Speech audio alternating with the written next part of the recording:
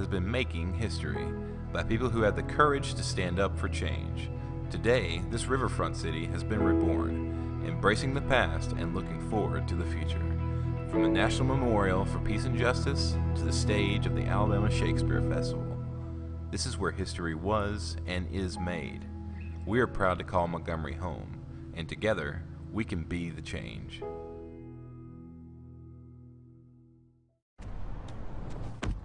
Oh, that spin class was brutal. Well, you can try using the Buick's massaging seat. Ooh, yeah, that's nice.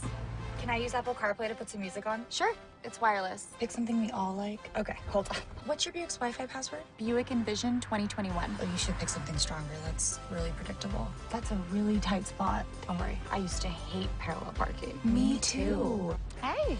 Really outdid yourself. Yes, we did. The all-new Buick Envision, an SUV built around you, all of you.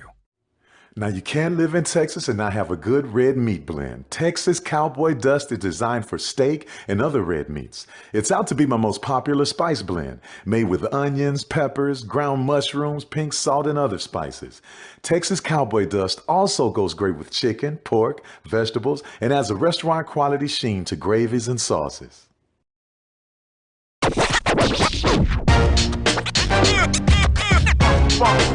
It's like a loop machine. All around town, people trying to get down. Vanilla smoked sea salt seasoning is for seafood. The tarragon and fennel bring out the natural sweetness in seafood.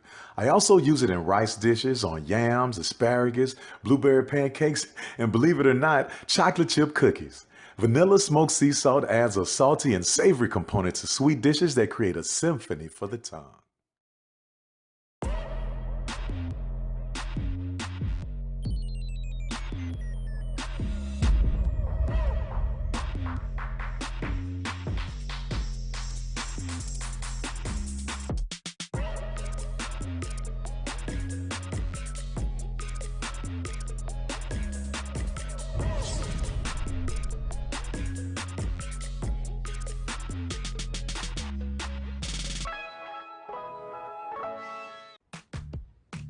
Nope. Nope. Come on, him? Ooh, I like him.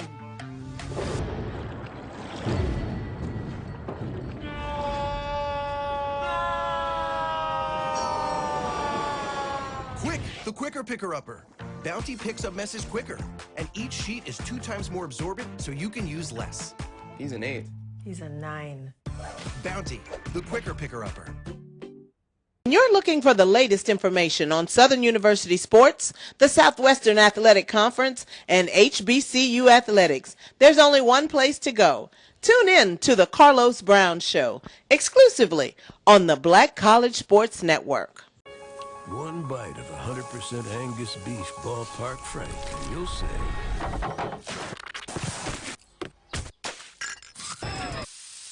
hello, summer. Oh yeah, it's ballpark season. If you think all pads are exactly the same, think again. This is Always Ultra Thins reinvented with the Always Triple Protection System. This pad wicks gushes 90% faster, absorbs even more so you can feel dry, and locks odors in. Rethink your pad for up to 100% leak-free and odor-free comfort with the totally reinvented Always Ultra Thins. This is always like never before. At CDW, we get speed as the new currency of success. Our team spends way too much time tending to outdated applications and software when they should be focused on driving application agility and innovation. CDW Amplify Development Services modernizes software and application development to help accelerate innovation and digital transformation. So you mean building new applications, UI, and mobile interfaces? Well, you said you needed to innovate more quickly. Oh, so he's a listener. To do more at scale, trust CDW Amplify Development Services. Bounty versus the old family dish towel. Drying with a fresh sheet of Bounty leaves your hands cleaner than a used dish towel that can carry and redistribute food residue. So ditch the dish towel for better hand hygiene. Bounty, the quicker picker-upper. For 200 years, Montgomery, Alabama has been making history by people who had the courage to stand up for change. Today, this riverfront city has been reborn, embracing the past and looking forward to the future. From the National Memorial for Peace and Justice to the stage of the Alabama Shakespeare Festival, this is where history was and is made.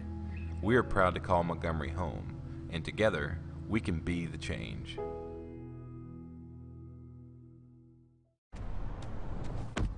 Oh, that spin class was brutal. You can try using the Buick's massaging seat. Ooh, yeah, that's nice. Can I use Apple CarPlay to put some music on? Sure, it's wireless. Pick something we all like. Okay, hold on.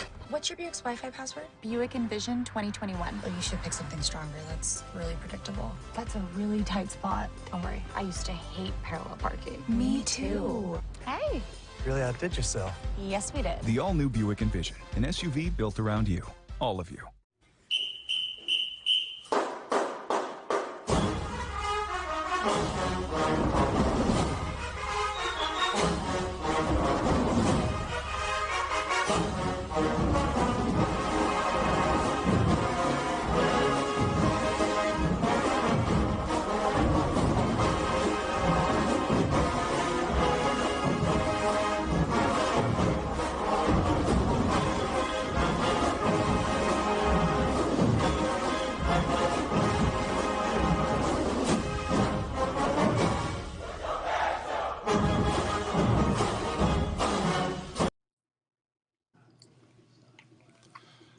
Hello and welcome to a live edition of the ONG Strike Zone. It's Brian Fulford, Kelvin Rozier. Soon, I'm sure, very soon, we'll be joined by none other than Kofi Hemingway, who's, I'm sure, getting a few things handled right at the moment, and soon to be joining us. Kelvin, how you doing, my man? Famconda forever, my brother. Famconda forever. I am doing wonderful, feeling great, man. What about you? I'm well. Trying to. I didn't know that was a trick question. Well, I'm all about honesty. I want to be honesty. I don't want to just say I'm great because I'm not. Kind of a little somber anniversary coming up this week, tomorrow, and Yeah. it just life moves forward. So I'm trying to process it all, and get ready for this 5-day weekend, and just life rolling, man. Life just kind of keeps you on your toes, and so I'm even though I got a few nicks and bruises, man, I'm still moving along, and I'm thankful for that. So I'm continue to pray more, and just be thankful for what I do have. So there's the honest answer. I don't want to just say well when I'm not well. I don't want to say great when I ain't great. So that's about as real as I can be. Understand. Love. All love, my brother. I'm praying for you. I appreciate it. Hey, thanks to everybody out there watching us on YouTube and watching us on Facebook at ONG Strike Zone. Please make sure you go ahead and hit that thumbs up button wherever you're watching us. We are a part of the Black College Sports Network, so follow us everywhere. Yes. And Yes, I do God. think we do hear Kofi. So it's just a matter of, I'm sure at some point we will see him. Oh, that was Kofi? Oh, I thought that was God speaking to us, man. Well, look. How we doing, Lord? Lord, thank you for bringing in Kofi in the ways that you do. But hey, We sure we put a hand with old Eddie Kane. Eddie Kane come sliding in right in the middle of the interlude, right there where we hit the bridge. Here comes the fifth member. It's so dark, man. I don't know what's going on. I can see y'all, but y'all can't see me. I can't even see myself. All right. Okay. He's about to say something funny. So I wasn't gonna say that was Kelvin. Kelvin was gonna say something funny. I was gonna let it go. Hey. I was gonna let it go. No, I got it teed up. I'm gonna hold on to it for a little while longer. You gotta tee it up? Okay. All right. So hey, loaded show for you guys tonight. We've a lot of things are happening on the field, on the court. we talked about it last week. This is the busy season. Obviously we had softball kicking off their season. Sports like basketball and bowling are in play. Tennis is in play. Track and field is about to go into the SWAC Indoor Championships this upcoming weekend. Baseball season kicks off. All of that stuff is happening. And we got our second Rattler into the Pro Football Hall of Fame. Finally, the doors of Canton have opened up for coach, athletic director, Hall of Fame legend, Ken Riley Sr., and finally, after all the years, the man who has the fifth most interceptions in the National Football League as a member of the Cincinnati Bengals, 15-year career, is going into the Pro Football Hall of Fame. And so we'll talk to Ken Riley, too, coming up in the bottom of the hour. He and his family, we've seen the photos. I know they had a great weekend. So we're going to get a chance to kind of just catch up, talk to him about the weekend, all that went into it, maybe some things or highlights we might have missed or might not have got a chance, and then talk about the planning process. Yes. That's what'll be interesting, Kelvin, is to talk about the planning and what goes into What? that day. I believe in late July, early August, right at the start of the football season is when Early August. that'll happen. Yeah. Yeah, so we'll talk to him and get some more dates there. And then coming up at the top of hour 2, we're going to talk to Professor Derrick White, who's the author of Blood, Sweat, and Tears, the very highly acclaimed book that came out in 2019 about Jake Gaither, and just a historical look back on Black college football. And so I know many folks have read the book, but if you have not, it's definitely one of those, and especially if you are a FAMU athletics, FAMU football historian fan, it's one of those books you kind of should have on the shelf or at least have access to. But we'll talk to him because I think it's kind of interesting, Kelvin, how a lot of the points in the book or a lot of the references about that period of that golden age of Black college football, which it was the 60s. I wonder if we're moving into a sort of a new golden age of Black college football, just a different kind of, obviously it's different parameters than what we had then, but for today's times, is it something that's new? Are we entering into another phase? So that's something we'll talk on. All right.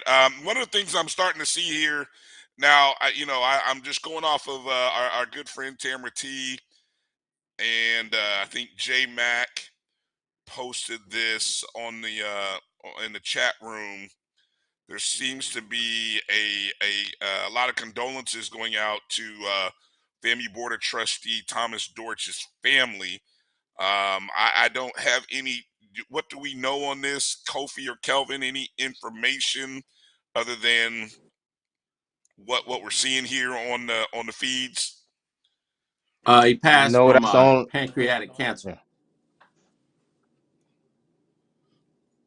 Oh, this is Thomas Dortch did. Correct.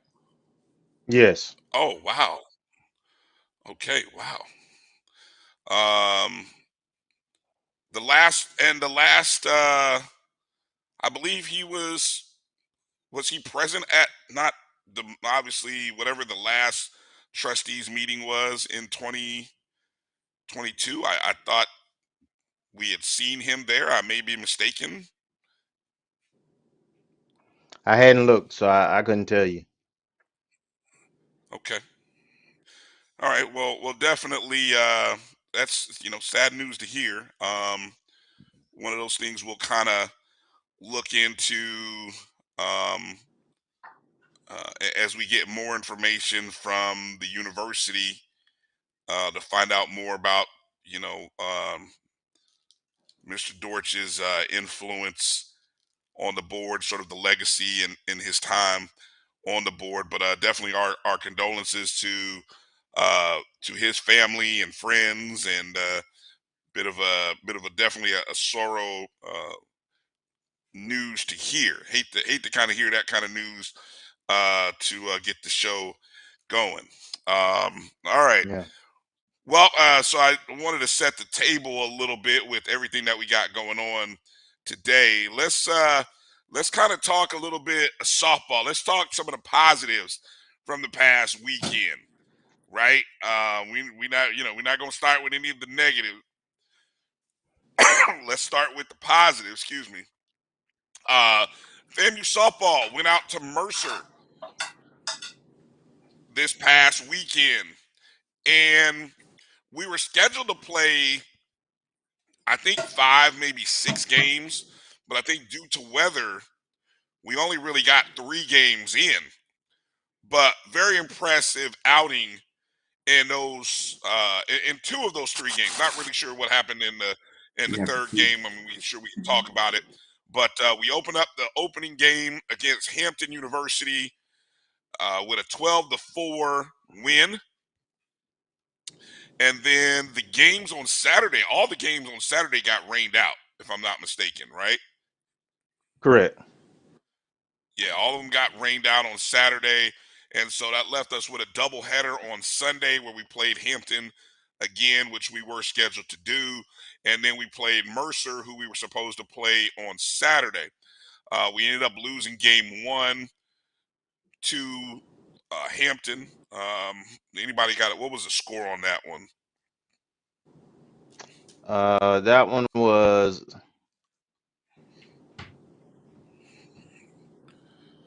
8-1. Okay, 8-1 on that one. Yeah.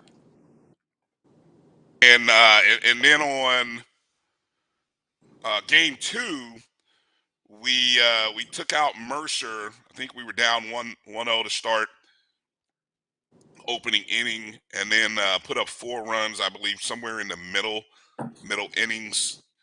Walked away with a 5-1 victory in that contest.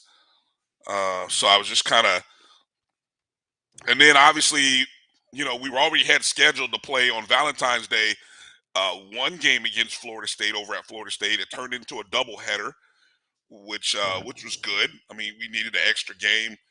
Did not know Florida State was as highly ranked as they were. I mean, they always have a good, highly ranked program these days. But I've seen anywhere from number 4 to number 6, somewhere in that. Yeah, they won a first game. Yeah, they won a national championship a couple of years ago, and they played for it, I believe, a year or 2 ago also. So, yeah, they're top. They're always a top 5 program over the last 5 years. Yeah, we ended up losing the first one 8-0. Second game was 9-1. I'm gonna give and so when I go back and think about some of the plays, let's just kind of go through and just some of the highlights, some of the things that you saw from the past weekend. Kelvin, or we'll go with Kelvin, and then Kofi. Anything that we saw that we really liked from the performance this weekend?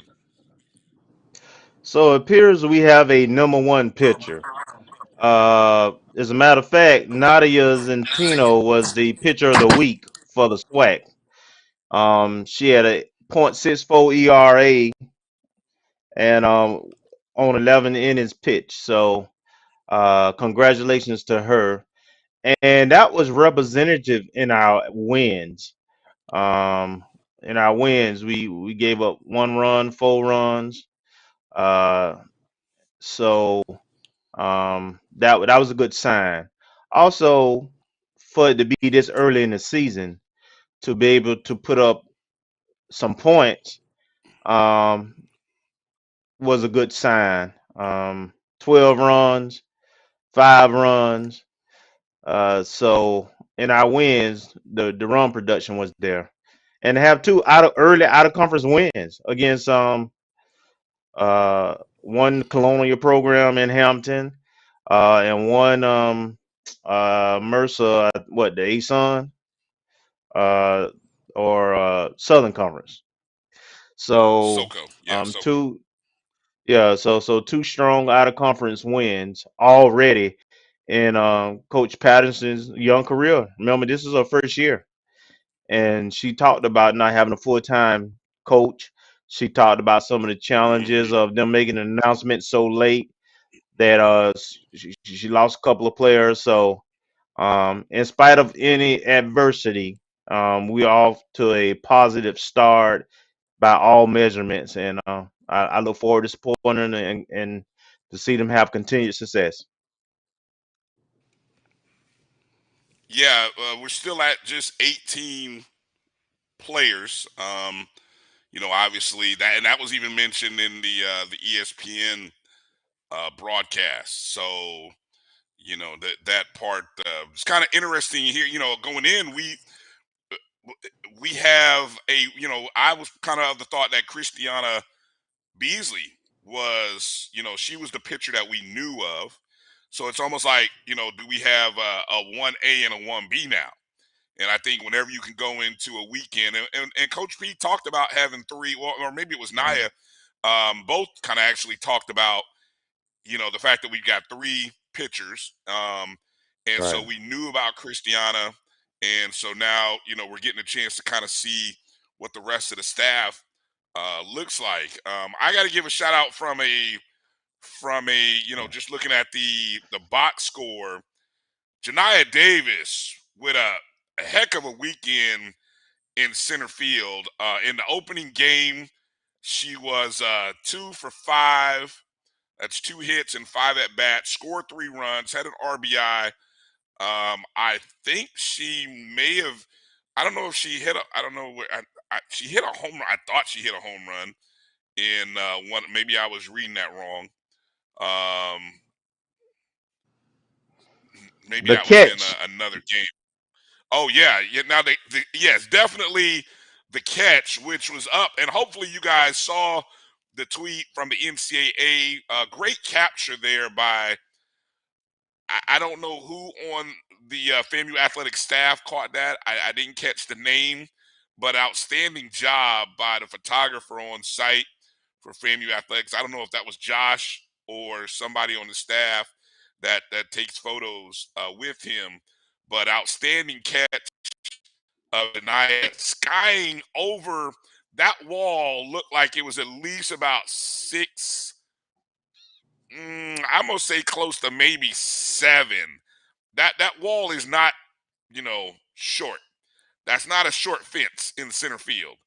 And so to see her go up and grab it, I'm gonna say 6. That wall is 6 feet high. And so to see her go sky up for that, and her arm was at least what, an arm's length, about a whole arm's length over the wall where she caught that. man, And man, she looked like Jordan. She was up there. hey, she was bad. That was a great catch. And so, shout out to Janiyah, who great emotions she showed in that game. Even actually had a great play in the Florida State game where she connected and picked off a base runner Right. who I think At home. was trying to get home from second. So Right. she connected with Nia Morgan on that. Nia had a good outing as well in game number 1. 2 RBIs, 1 for 3. She had a triple. That was just in game 1. Was trying to flip over and see what I saw from the Mercer game and see what the box score was at. But any other takeaways from softball? Kofi, you got anything you want to add there about softball over the weekend? No, it's just good to see that this team is competitive, that they're going to play hard and execute and really, play at a high level. I mean, beating Hampton is a solid win, a solid D1 win, along with beating Mercer on the road. So even though we got beat soundly by Florida State, in both of the games yesterday. Um, the team, I believe, will grow from that. They'll learn from it and continue to compete and fight, because our end game is the SWAC championship and hopefully a berth into the NCAA playoffs. Mm-hmm. Yeah, and that contest against Mercer in game number 3, it was the fourth inning where we tied it up on a Nia Morgan single to center field, which brought in Kiana Watson. Then in the 6th inning, Destiny Cuevas double to left center, bringing in Watson again. Watson scored 2 runs in the contest. Janiyah Davis had a hit. Naya had a hit and an RBI. Destiny Cuevas with 2 RBIs on the night. Amaya Gaynor 2 for 3 with an RBI and a run scored. So just a good day for FAMU in that respect. 7 hits in total against Mercer, only allowed 3 hits. Nadia Zenteno, as you mentioned, walked out of there with the complete game, if I'm not mistaken. Yep, 7 innings pitched, only gave up the 1 earned run, and so a nice outing. Struck out 6, so that was a good start, and great start for FAMU. And now we go into the weekend. Now we got another series, and this, talk a little bit about who we have this upcoming week, Kelvin. This upcoming weekend. So we head out to southeastern Louisiana, and the teams that are going to be a part of the field is southeastern Louisiana, who's the whole school, Louisiana Tech, Nichols, and Northwestern State. So it's all the middle programs, FCS in football, with the exception of Louisiana Tech. But it's all the Louisiana schools, non-HBCUs pretty much. And we got a couple of double headers on, I believe, Friday and Saturday, and then a game on Sunday, if weather permits. Oh yeah, yeah. We're in that time of the year where definitely weather will be a thing. So hopefully all those games. I haven't looked here. I'm taking a quick peek here on your athletic site just to see if any of those games will be broadcast. If anything, hopefully we'll get live stat opportunities via Hammond. Who's the host again? The host school, Southeastern. So Southeast, Southeastern, yeah. Southeast. Yeah, yeah. So hopefully they provide some kind of opportunity there to do some live streaming. If not that, at least some live stats. That's what we'd like. And if you look, hey, if any Rattlers are in that area, in the Louisiana area, if you happen to be going to those games, we'd love to be able to follow along with you. Just make sure to tweet out some scores as you're there. Just tweet out, tag at ONG Strike Zone. We'll make sure to retweet because there is nothing more frustrating than searching for scores. You know what I'm saying? And so, we tried to, Agreed. especially when you think, yeah, there's nothing more frustrating than searching for scores. We're trying to keep up and stay on point with our programs, and we're chasing down score updates. So, so if you're going to be at the game, go ahead and send us, tag us on those tweets in between innings. It doesn't matter. It can be half inning, full inning, whatever your heart, entails, and we'll continue to retweet throughout the course of the day. While we're talking about action on the diamond, we can also kind of mention that baseball is starting up this weekend, and our baseball team is actually hosting a home series this weekend. So if you're not traveling to Louisiana, or if you're not traveling to Alabama for the basketball games, it's a great opportunity to get out to the baseball diamond and watch this opening series against Eastern Illinois University. Friday night afternoon, first pitch is scheduled for 4 o'clock. Saturday afternoon, it's a 2 o'clock first pitch. Sunday, 1 o'clock. And if you recall the conversation we had with Coach Shoup now, probably about a month ago, at least 4 weeks ago, he mentioned that Eastern Illinois has a traditionally good program. So this is not a this is not a this isn't football. This isn't you expect an OVC team to maybe be a walkover. No, Eastern Illinois, as he said, is traditionally had a good Tournament program. team. Right. Yeah, good tournament eligible team.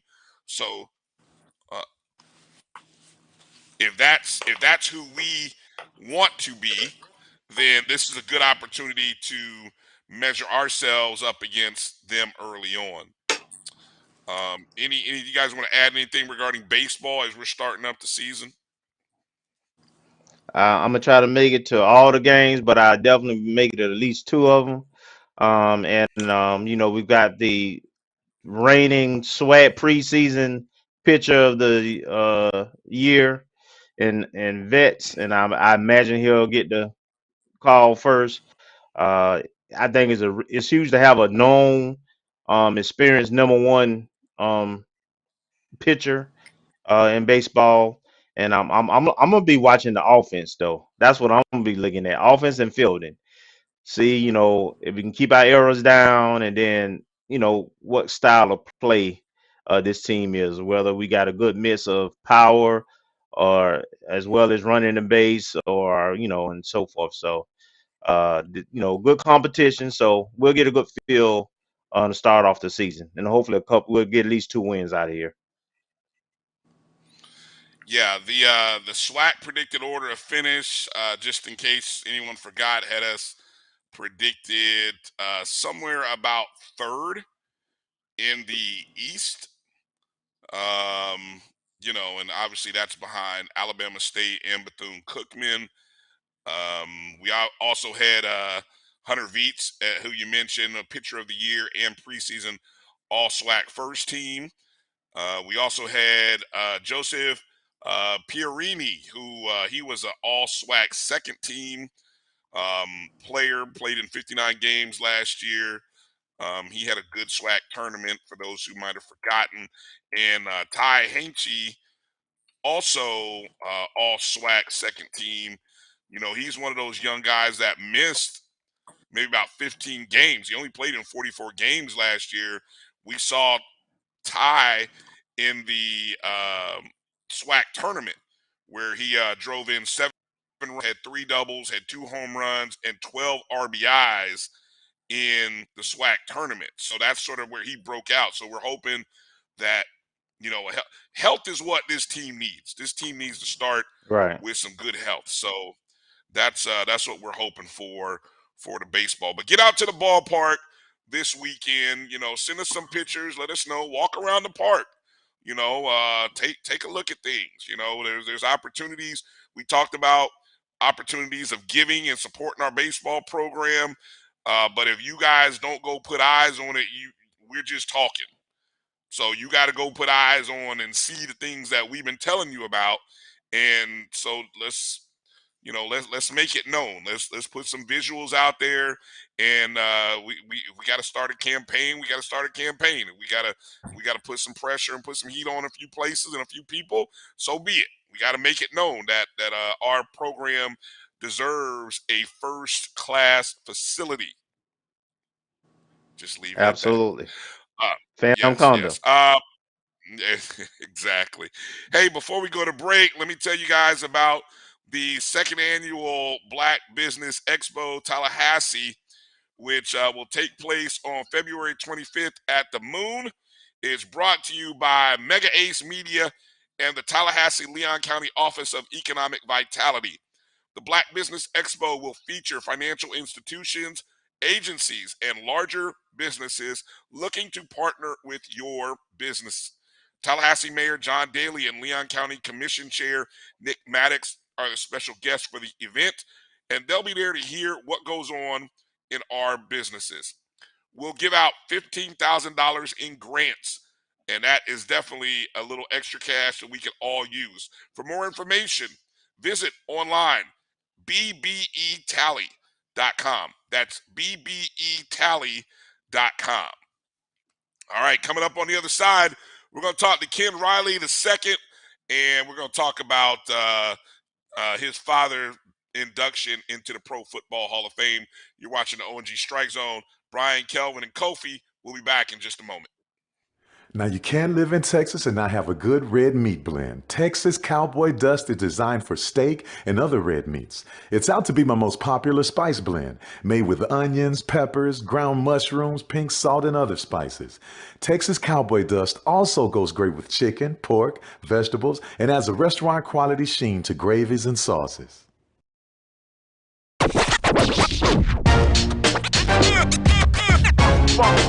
It's like a loop machine. All around town, people trying to get down. Vanilla smoked sea salt seasoning is for seafood. The tarragon and fennel bring out the natural sweetness in seafood. I also use it in rice dishes, on yams, asparagus, blueberry pancakes, and believe it or not, chocolate chip cookies. Vanilla smoked sea salt adds a salty and savory component to sweet dishes that create a symphony for the tongue.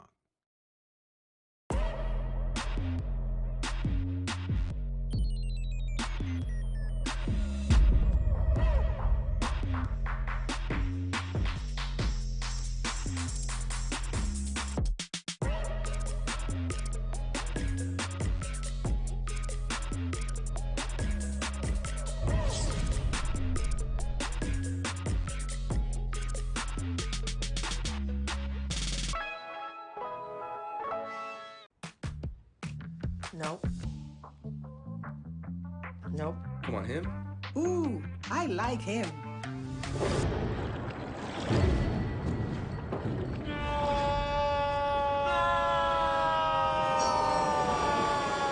Quick, the quicker picker-upper. Bounty picks up messes quicker, and each sheet is 2 times more absorbent, so you can use less. He's an 8. He's a 9. Bounty, the quicker picker-upper. When you're looking for the latest information on Southern University sports, the Southwestern Athletic Conference, and HBCU athletics, there's only one place to go. Tune in to the Carlos Brown Show, exclusively on the Black College Sports Network. One bite of 100% Angus beef ballpark frank, and you'll say,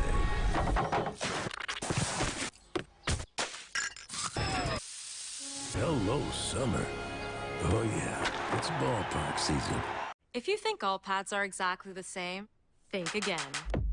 This is Always Ultra Thins reinvented with the Always Triple Protection System. This pad wicks gushes 90% faster, absorbs even more so you can feel dry, and locks odors in. Rethink your pad for up to 100% leak-free and odor-free comfort with the totally reinvented Always Ultra Thins. This is always like never before. At CDW, we get speed as the new currency of success. Our team spends way too much time tending to outdated applications and software when they should be focused on driving application agility and innovation. CDW Amplified Development Services modernizes software and application development to help accelerate innovation and digital transformation. So you mean building new applications, UI, and mobile interfaces? Well, you said you needed to innovate more quickly. Oh, so he's a listener. To do more at scale, trust CDW Amplified Development Services. Bounty versus the old family dish towel. Drying with a fresh sheet of Bounty leaves your hands cleaner than a used dish towel that can carry and redistribute food residue. So ditch the dish towel for better hand hygiene. Bounty, the quicker picker-upper. For 200 years, Montgomery, Alabama has been making history by people who had the courage to stand up for change. Today, this riverfront city has been reborn, embracing the past and looking forward to the future. From the National Memorial for Peace and Justice to the stage of the Alabama Shakespeare Festival, this is where history was and is made. We are proud to call Montgomery home, and together, we can be the change.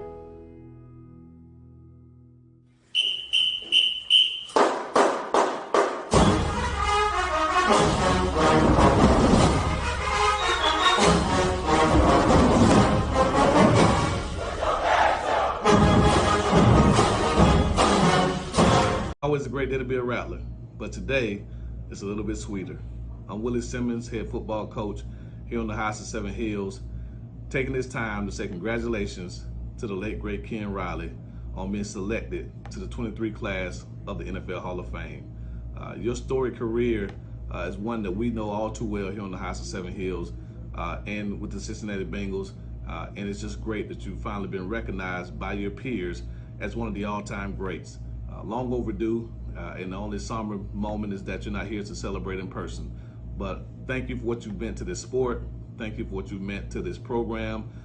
Everyone back in Polk County, you've just been just an amazing individual. Thank you for your overwhelming support of me during my time here as the head football coach. You were one of the first individuals that reached out once I took this position. And so just being a great ambassador, a great supporter, and just an amazing role model for so many. It's just a great day to be able to honor you during this time. Congratulations. Congratulations to the Riley family, everyone who had a hand in making this possible. Go Rattlers.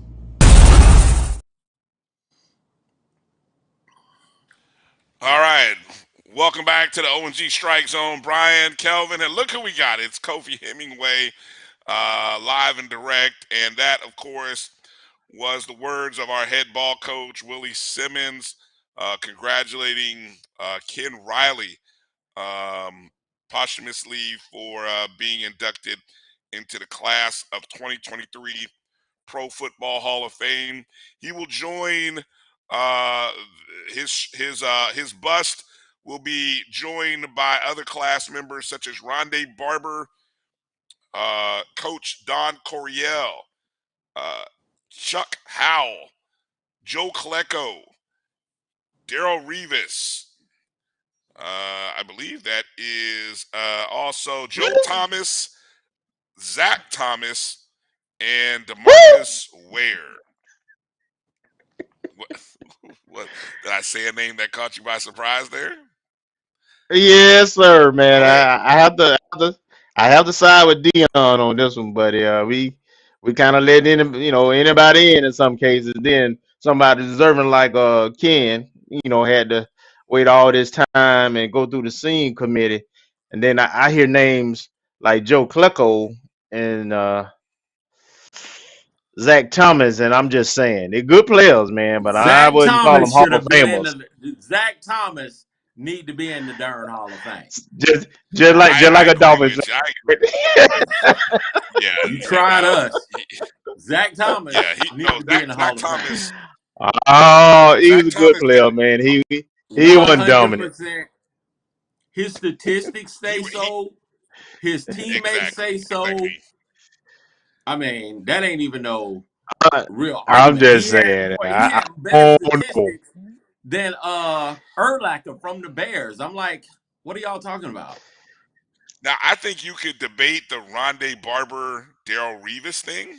I mean, I think Joe Klecko too. I think.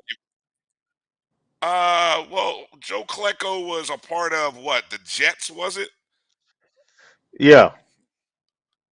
Yeah. So I mean, I don't know all of Klecko's stats. I mean, now here's what I do say. Here's what I do say. I always say that the bar is a decade. So I always look and say, what did you do in that 10-year time span?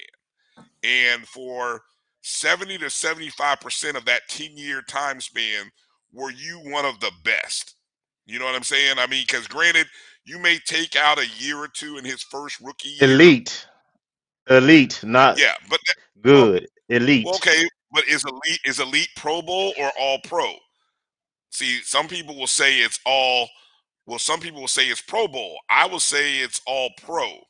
But then again, you can't put everybody in all pro because all pro is the best 22 or that thereabout, the best 22. So, I don't, like I said, DeMarcus Ware, I'd have to I'd have to go back and look at the stats. He I that might be.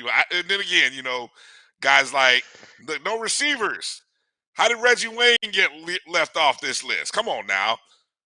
I'm just saying. I agree with you on I that one. agree with that one, but let's look at this, right? Zach Thomas played in 184 games. Brian Urlacher played in 182 games. What? He had 627 assists. Urlacher had 314. He had 17 interceptions, and Urlacher had 22. He had 16 forced fumbles. Urlacher had 11. Both of them scored 4 touchdowns. So what you're saying is Zach Thomas's induction into the Hall of Fame is warranted. How many healthy years did Urlacher have compared to Zach? I don't know because I don't know. I mean, Zach played in just about every game. I'm not saying, hey, I'm not saying he wasn't a good player. I just question whether he was a Hall of Famer. I think it's questionable. I ain't saying no. I ain't saying yes. I think it's questionable, but it's all good. He in there. It don't matter. yeah, at this point it don't matter. Well, let's talk about let's bring in onto the show right now Ken Riley II to talk to us about Zach Thomas. Hey, we joining us right now, Ken Riley II. Ken, welcome back to the show, and congratulations to you, your family, the Riley family, and the Bengals organization, everybody who had a part in your father's journey, where he is now a Pro Football Hall of Famer. How you feeling tonight, Ken? The sniper guy. No, I Look think like it might be. Yeah, he was trying to get the audio. I saw him with his Bluetooth on, trying to get the Bluetooth fixed and all of that stuff. So we'll give him a second to get all that squared away. So yeah, some of the I was just looking here at some of the modern era finalists. Now, I'm just gonna say a name and you tell me I agree. Well, now Revis is in. Who else was a modern guy? Revis, Ware. I was a tag with Joe Thomas. Barber. Yeah. Okay, now I'm gonna throw names at you, right? Dwight Freeney, Hall of Famer. I don't know, brother. Wow. Okay, you paused. Okay, that's fine. I'll let that go. I'm like, huh? You paused? Really? Okay. I'm biased, so I get it. Devin Hester. Yes, he was elite. As a specialist, he was elite. As a special teams guy. As a special teams guy. Let's see. Okay. Here's an interesting debate. Torrey Holt or well, we'll come back to that debate here. Let's see if we got Ken here. Ken, how you doing? Can you hear us? Ken, can you hear us? He went back off. Yeah, let's do this. Let's take a quick pause, come back out. Sometimes when we take a little quick commercial break and get our audio settings, we'll get a good clean audio. So let's take a quick break. Coming back with Ken Riley II on the other side. Oh, that spin class was brutal. Well, you can try using the Buick's massaging seat. Ooh, yeah, that's nice.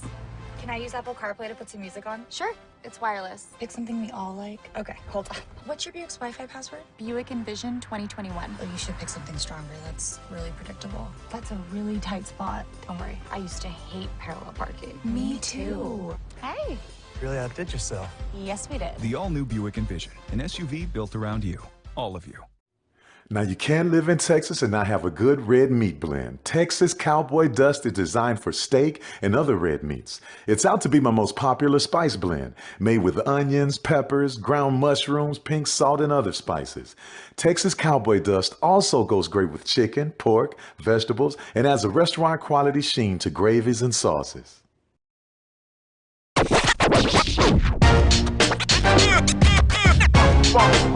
It's like a loot machine. All around town, people trying to get down.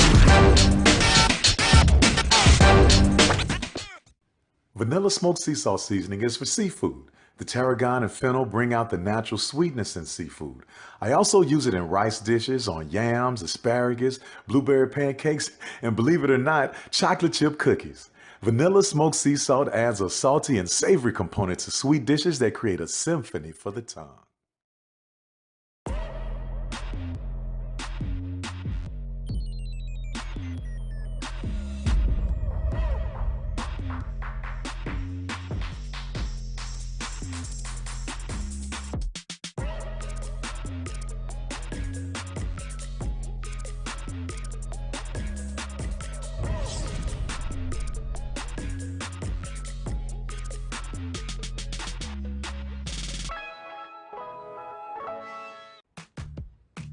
Nope.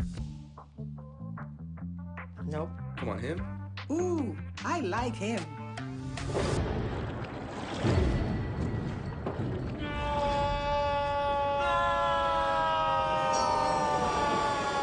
Quick, the quicker picker-upper. Bounty picks up messes quicker, and each sheet is 2 times more absorbent, so you can use less. He's an 8. He's a 9. Bounty, the quicker picker-upper. When you're looking for the latest information on Southern University sports, the Southwestern Athletic Conference, and HBCU athletics, there's only one place to go. Tune in to the Carlos Brown Show, exclusively on the Black College Sports Network. One.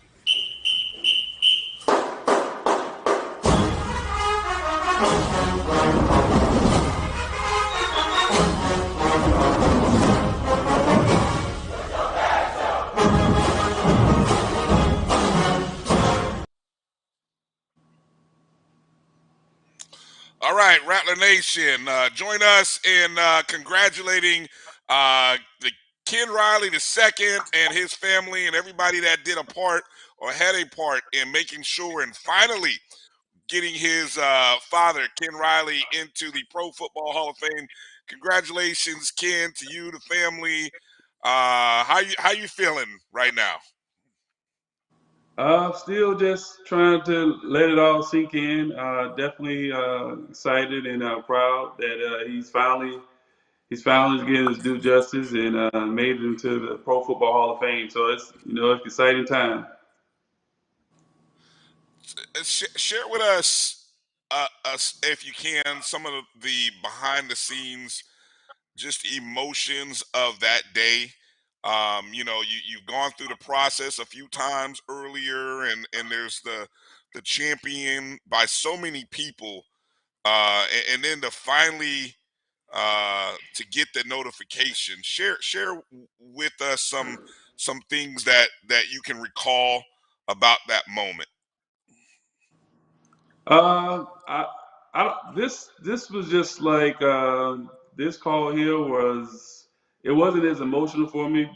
The previous call was the one because he had never been a finalist, and I knew that once you come out of the senior category as a finalist, it was your chances of getting in was pretty strong.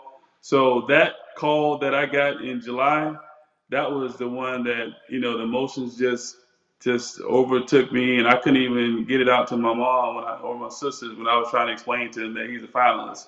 So the call 2 weeks ago from Mr. Jim Porter and Anthony Munoz, it was just more of like a relief. He's finally made it, but it wasn't as a big a surprise as it was in July. Kelvin, go ahead. So, Ken, I want to again say congratulations, but I want you to talk about the plan moving forward. I know there's a lot of Rattlers that are planning to be up there on August 5th to celebrate the enshrinement also. But as far as yourself and family and so forth, what you can share, kind of talk about. I don't know if y'all already had some plans in place and you're looking to build upon that, but just kind of talk about some of the planning between now and the enshrinement ceremony. Well, in the next couple of weeks or so, we have to go up to Canton and we work with the Pro Football Hall of Fame, and they kind of walk us through the process. So the ceremony is actually the first week in August, and I think like the 5th, 6th that weekend, the game's on Saturday. So, like I said, the next couple of weeks they'll kind of walk us through the process and kind of give us a guideline of what to expect and how to go moving forward. So we basically working with the Pro Football Hall of Fame, and they kind of organize everything, and I'll have more information at that time because it's unknown. We've never been in this through this process, so we kind of just follow their lead as far as that. So who's gonna do the acceptance, and who's gonna do a speech or video or what have you? Have y'all even thought about that? Yeah, I mean, I'll do it. My mom's there, her sisters will be there, but I've kind of been the face of it, been pushing this for the longest now. But it's a blessing to to have my mom and sister and family there. So I'll do the acceptance speech and unveiling, and just really looking forward to that. But yeah, I'll probably be the one doing it. Okay. Go ahead, Kof. Go ahead, Kof. Okay, now if you do that speech, you got to come out there and say, not when the dark clouds gather over the horizon. Hey, only one person You can really got to. do You that. So can't be holding back on it either. You got to bring it right there. When the dark Hey, I clouds gotta stay in gather my over lane. the horizon. I'm gonna stay in my No, lane. but The only one I can't duplicate that, so I know to stay in my lane. I'm gonna work with you on it. I'm gonna work with you. You can't be no worse than Dr. Larry Robinson on it. So you got to have a little something. You can't be no worse than that right there. If you let me work with you, I promise you'll bring the house down, all the way down. No, but I got you. but seriously, man, I was so happy. I'm gonna tell you a Ken Riley story. So I'm out and I'm going to class, and right in front of Gaither Gym, they had these little bushes. And in those bushes, they had those little gray sparrows with the those little trees. You get close to the nest, those birds will like literally come after you. Right. So man, I was walking and minding my own business. I was just as cool and calm and everything. And I felt something touch the top of my head. So I was like, what in the world is that? And I felt it again. I was like, what in the world is it? I looked up and that bird was like flying and looking at me like, you done came too close to my nest. You have come too close to my nest. So I took my backpack off and I started jumping and swinging at the darn bird. And I started swinging at the bird. And then, I went to class. But afterwards, I had to go back because we were doing marketing for FAMU football at the time. So your daddy said, son, I didn't know you had it in you. You were swinging that backpack. He saw you from his office. He was like, man, I didn't know you could jump that high, bro. You were swinging that backpack something fierce, bro. I was like, yes, sir. I was so embarrassed. I was like, right. I've been attacked by a bird. And of all the people that would have seen that, I was like, Coach Riley saw me fighting a little old bird. And I was so embarrassed. That's funny. All right, go ahead, Brian.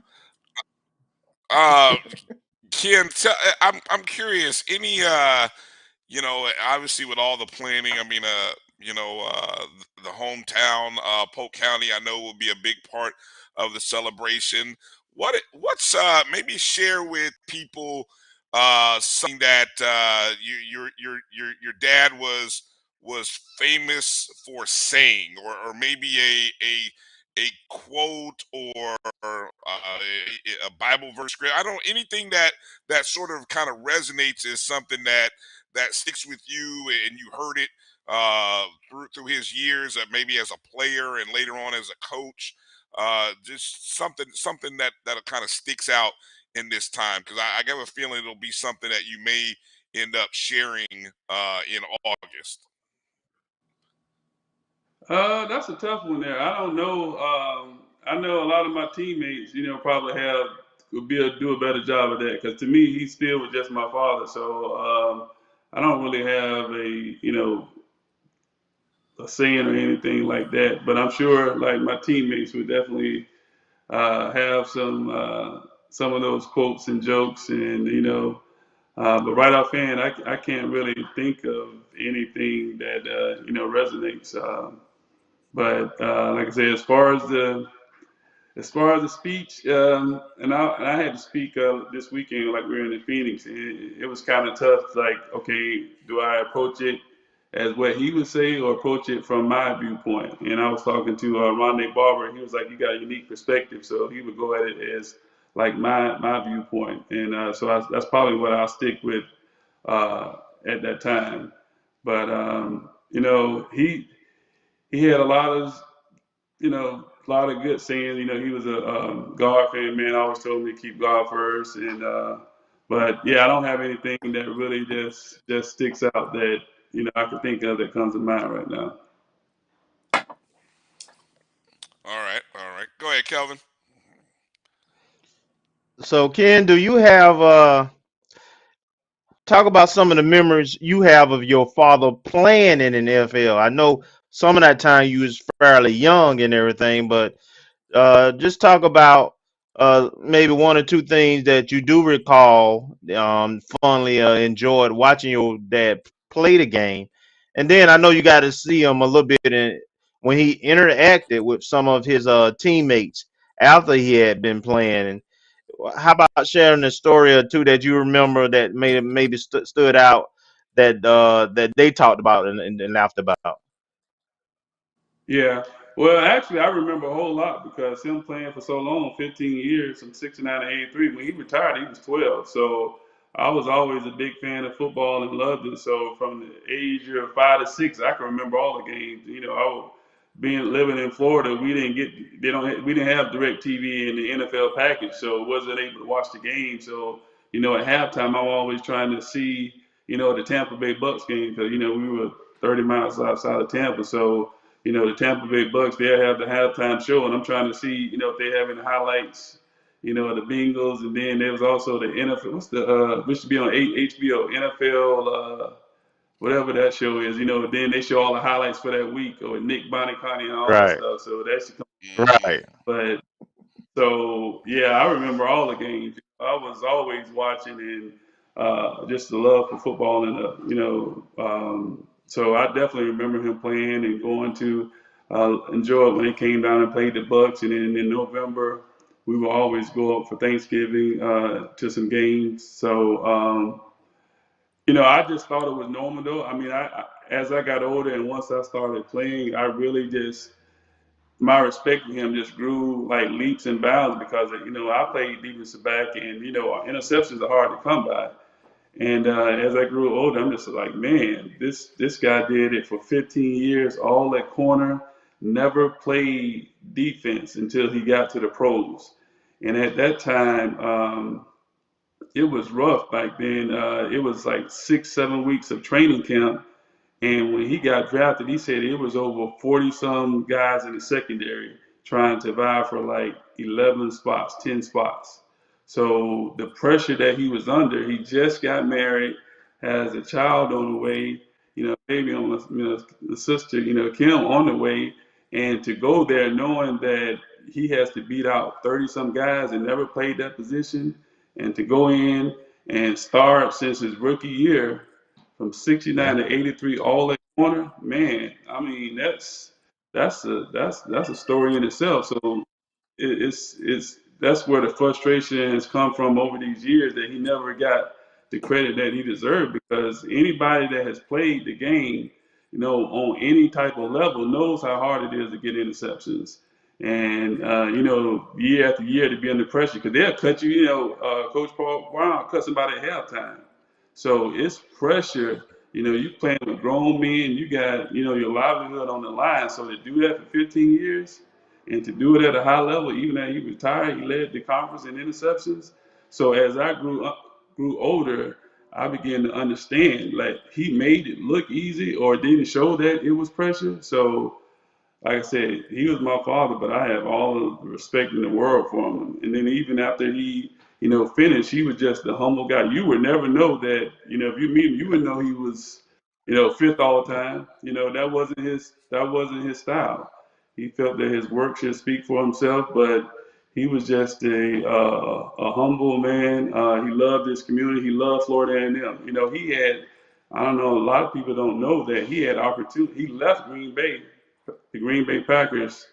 He was coaching with Coach Greg when he first retired in the secondary coach. Probably could have been an NFL head coach, but he left to come to Florida A&M. And then after that, he stayed here where he had opportunity to coach at SMU and Georgia Tech. But one of the things he really loved, fam. He loved the school that gave him the opportunity. He loved his hometown, Bartow. And those were things that, he gave up and sacrificed a lot because his love for Florida A&M and also, for his family because he knew that he had sacrificed so much during those years, being away that he definitely wanted to, keep us close. So he turned down a lot of opportunities that a lot of people don't even know. So that's where my respect and love come from because, like I said, he was definitely a family man and he did things the right way. So yeah, definitely. Like I said, that was my hero. Absolutely, 100%. Hey, Kim, before we let you go, I'm hopeful that along this journey that you're able to document this in some form of fashion because I think it just that little nugget that you shared my mind is just I'm like wow there's so many more questions and so many more I want to hear and learn about uh and like I said, while we were on campus, like I said, your dad was the coach when I was there and the AD when I left, but he was like you said, just very quiet. Uh, like you said, he was all of these things to so many people, and so I just hope that we get a chance to really enjoy this journey with you over the next several months and learn more and more about that era of football, your dad in that era of football. Uh, and I just want to give you the last word. Anybody that you want to shout out or you want us to follow and just to kind of so that we can kind of join you on this journey towards Canton. Well, I got another quick story. I'm talking to a lot of former players. Terry Mickens, the great Terry Mickens. He called me and we were talking, and he said that he wanted to apologize to me for my dad. Because he was like, I really didn't know how great he was. Because that wasn't his personality. He's like, if I would have known the type of player he was back then, because like I said, they joke and do all these things because that wasn't his style. But he was like, I would have been in his office every day, picking his brain, and it's like he didn't realize the wealth of knowledge and the skills that my father possessed in during his playing days. So he said he didn't know, and he was like he wished he would have known and taken advantage of learning from the best, which he did. Like I said, I told him too. It's kind of like you don't realize it when you're in it. You just say okay, but that's the kind of person he was. He wasn't walking around with the S on his, shoulders, and that wasn't his style. But to answer your question, man, I just want to thank all of you guys for your support. Florida A&M alumni. Vaughn did a great job. Vaughn's been there. Doing a lot, and you guys doing your show, and so just everybody that's supporting him. Like I said, it takes a village, and it's from his hometown Bartow into the Florida A&M and just the Cincinnati Who Dey Nation, man. It's just been so many people. I hate to name names because it's been so many people fighting for us in this cause, and just to finally have his name called is like I said, it's just it's just closure for me, and just excited, bittersweet, but no, he's finally, he can't take it away. He's in there now, so. Yes, indeed. Yes, indeed. Congratulations and to you, the family, and to Ken Riley, and definitely we look forward to learning more and sharing more. You know, as we find more in, we'll definitely share more with our audience and friends as we go. So to that, Ken, we'll talk. Hey, anytime you want to share something with us or come on, we're yours, man. Just give us a call, a tweet, text, whatever. We'll carve out some time, man. You got us the rest of this year, man. Whenever you want to jump in, all right. I appreciate it, man. Y'all keep up the good work, man. Like I said, I'm proud of y'all boys. Y'all doing it, and like I said, I know them guys from high school, so we played together. So thank you for y'all support, man. Y'all keep doing what y'all doing. Bless you, man. Appreciate it. All right. Rattler Nation, you make Later. sure you go follow Ken Riley on Twitter, and make sure you get behind, and we'll stay keep everybody up to date. We're gonna come back with Professor Derrick White on the other side, talk about the book Blood, Sweat, and Tears. After these words, you're watching the O&G Strike Zone. If you think all pads are exactly the same, think again. This is Always Ultra Thins reinvented with the Always Triple Protection System. This pad wicks gushes 90% faster, absorbs even more so you can feel dry, and locks odors in. Rethink your pad for up to 100% leak-free and odor-free comfort with the totally reinvented Always Ultra Thins. This is always like never before. At CDW, we get speed as the new currency of success. Our team spends way too much time tending to outdated applications and software when they should be focused on driving application agility and innovation. CDW Amplify Development Services modernizes software and application development to help accelerate innovation and digital transformation. So you mean building new applications, UI, and mobile interfaces? Well, you said you needed to innovate more quickly. Oh, so he's a listener. To do more at scale, trust CDW Amplify Development Services. Bounty versus the old family dish towel. Drying with a fresh sheet of Bounty leaves your hands cleaner than a used dish towel that can carry and redistribute food residue. So ditch the dish towel for better hand hygiene. Bounty, the quicker picker-upper. For 200 years, Montgomery, Alabama has been making history by people who had the courage to stand up for change. Today, this riverfront city has been reborn, embracing the past and looking forward to the future. From the National Memorial for Peace and Justice to the stage of the Alabama Shakespeare Festival, this is where history was and is made. We are proud to call Montgomery home, and together we can be the change.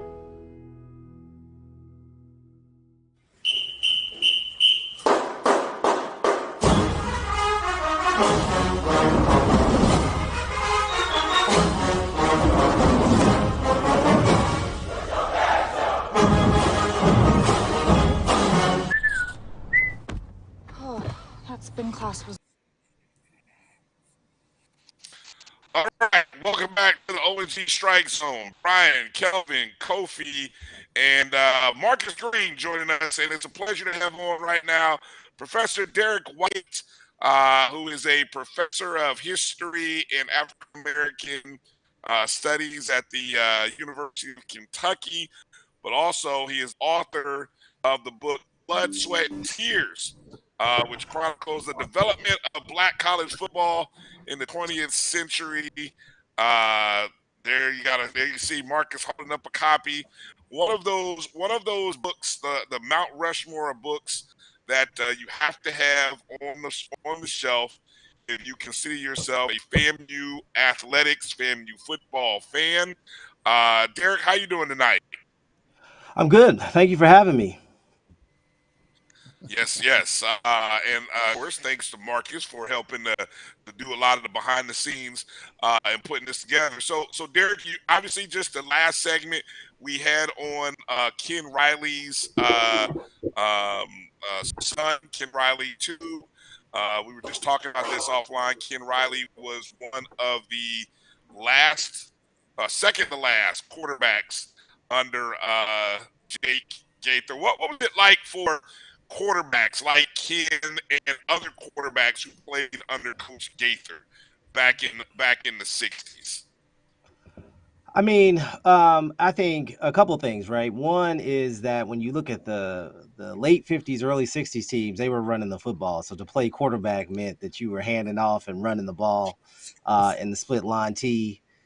Ken Riley is really one of the first quarterbacks when Gaither starts to change his offensive playbook a little bit and kind of moving away from the split line T. Teams have kind of figured it out. They wanted to throw the ball more.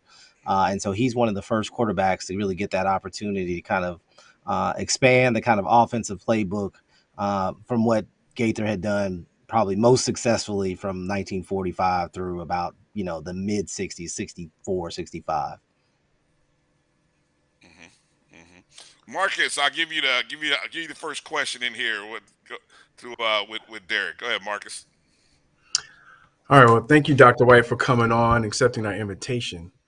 I guess my question, I'm intrigued by the concept that you call the sporting congregation and any parallels between what existed then, which we know in the times of segregation probably was a lot stronger, and anything that you've seen recently with the resurgence and interest in HBCUs and actually some top athletes actually going out and coming back to HBCUs and a proliferation of coaches that still exist and how that has played a role in some of that resurgence.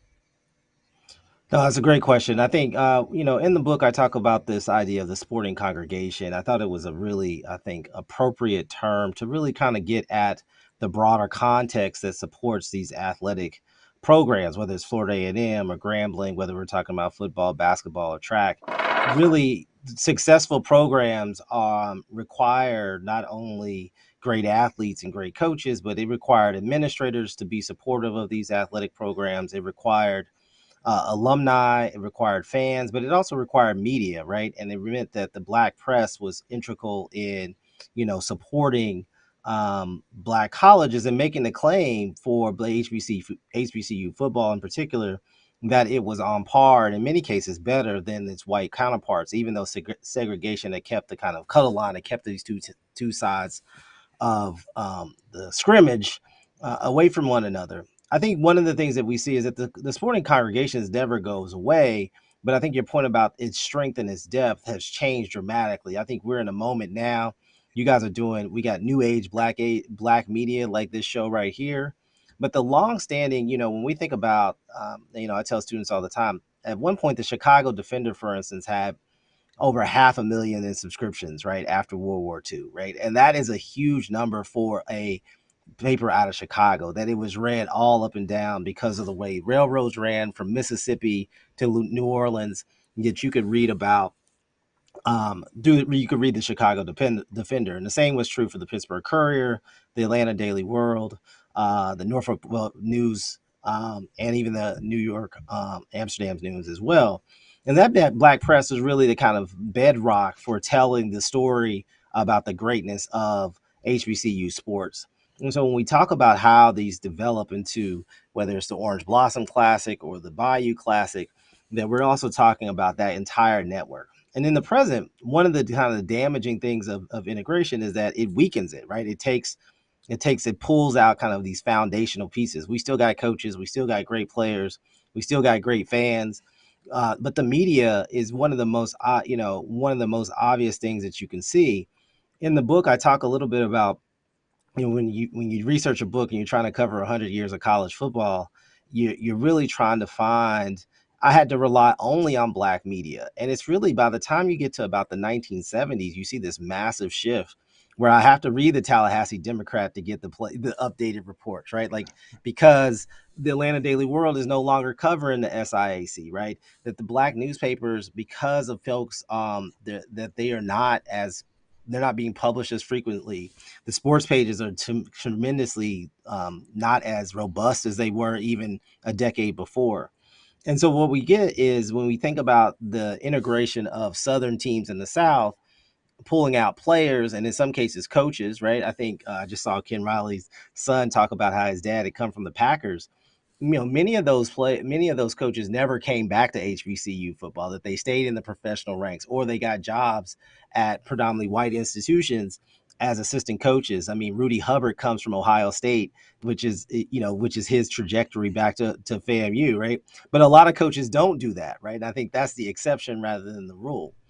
And so what we see now in this contemporary moment, though, is this moment that, like, I think probably since I would argue this Trayvon Martin generation, right? That this generation that has grown up since 2012 has really began to rethink what they want out of a college experience, and that there's something that Black colleges provide that that provides a kind of level of love and protection that is hard, that can't be replicated at PWIs. No matter how much money we spend on diversity and inclusion, it just does not work that way. And so these material, this challenge is split, between material resources and human resources. And Black colleges have always had human resources. And really what we've seen, because of segregation, because of discrimination, that the material resources waxed and waned, and that we've seen a small kind of uptick in this. And I think that we've been able to see some of the transformations in the last 5, 6, 7 years of some of the very top athletes coming to Black colleges and considering them as part of the finalists for their decision-making process. Yeah. Go ahead, Kelvin. Doc, I'm known to ask compound questions, so you're a very bright and articulate guy. I know you're gonna knock it out the park regardless. So I have a three for you. I want you to introduce you to our audience. I just want you to talk about your background, and then I want you to talk about why you did this book and what do you hope people to get from it. And then thirdly, what surprised you, if anything? Oh, that's a good question. So I'm at the University of Kentucky. I'm originally a Lexington native, born and raised in Lexington, Kentucky. I went to the University of Maryland and then Ohio State for PhD. But my mom, my first college experience was at Kentucky State. My mom's a Kentucky State graduate. So I had been going to games and homecomings long before I fully understood what any of these things meant. And then my brother, who's a little younger than me, is a FAMU graduate. And so when I started, I was teaching at Florida Atlantic University in Boca Raton. That was my first job out of graduate school. And I was teaching a sports history class, and I was having these students do what I call a kind of an institutional biography, sports biography, writing about the history of the athletic departments at the various institutions in the state of Florida. And as you guys know, we've got, old schools, Florida A&M, University of Florida, but you also got new schools like Florida Atlantic and FIU and South Florida. Those schools were founded in the 60s.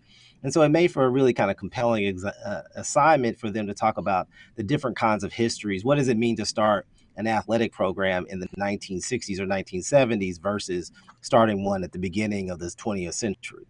And what kind of problems does that pose? What kinds of histories does that tell? And students, as they came back and like, I can't find anything about Florida A&M. And I'm like, I can't believe this, honestly, because I knew my brother was a graduate. I knew Jake Gaither was there. I knew that they had this tremendous athletic program.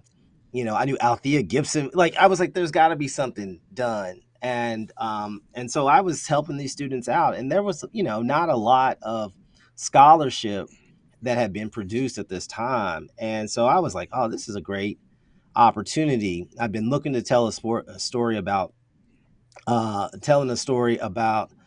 sports, looking at really trying to figure out an HBCU story to tell. And this was the one. I was in Florida.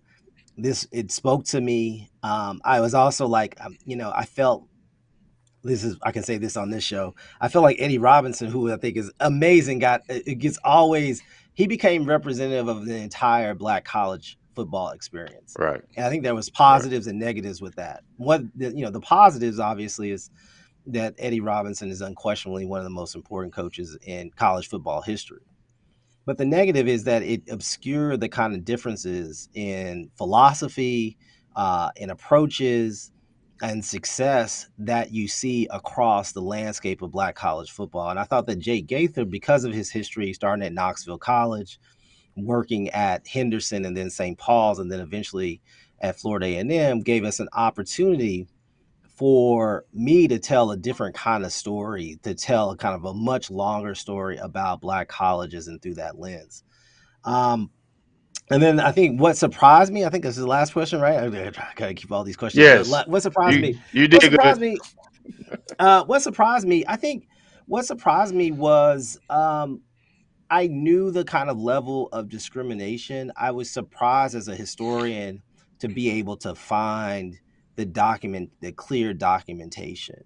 And so probably my one of the examples I found in the book that was really most compelling for me was that the state of Florida created what they called the race day fund. They had 1 day of horse racing at the end of the season, and all the receipts from this 1 day of horse racing was basically used for athletics, and it got subdivided. And so Florida got a percentage, Florida A&M got a percentage, and then Florida State got a percentage.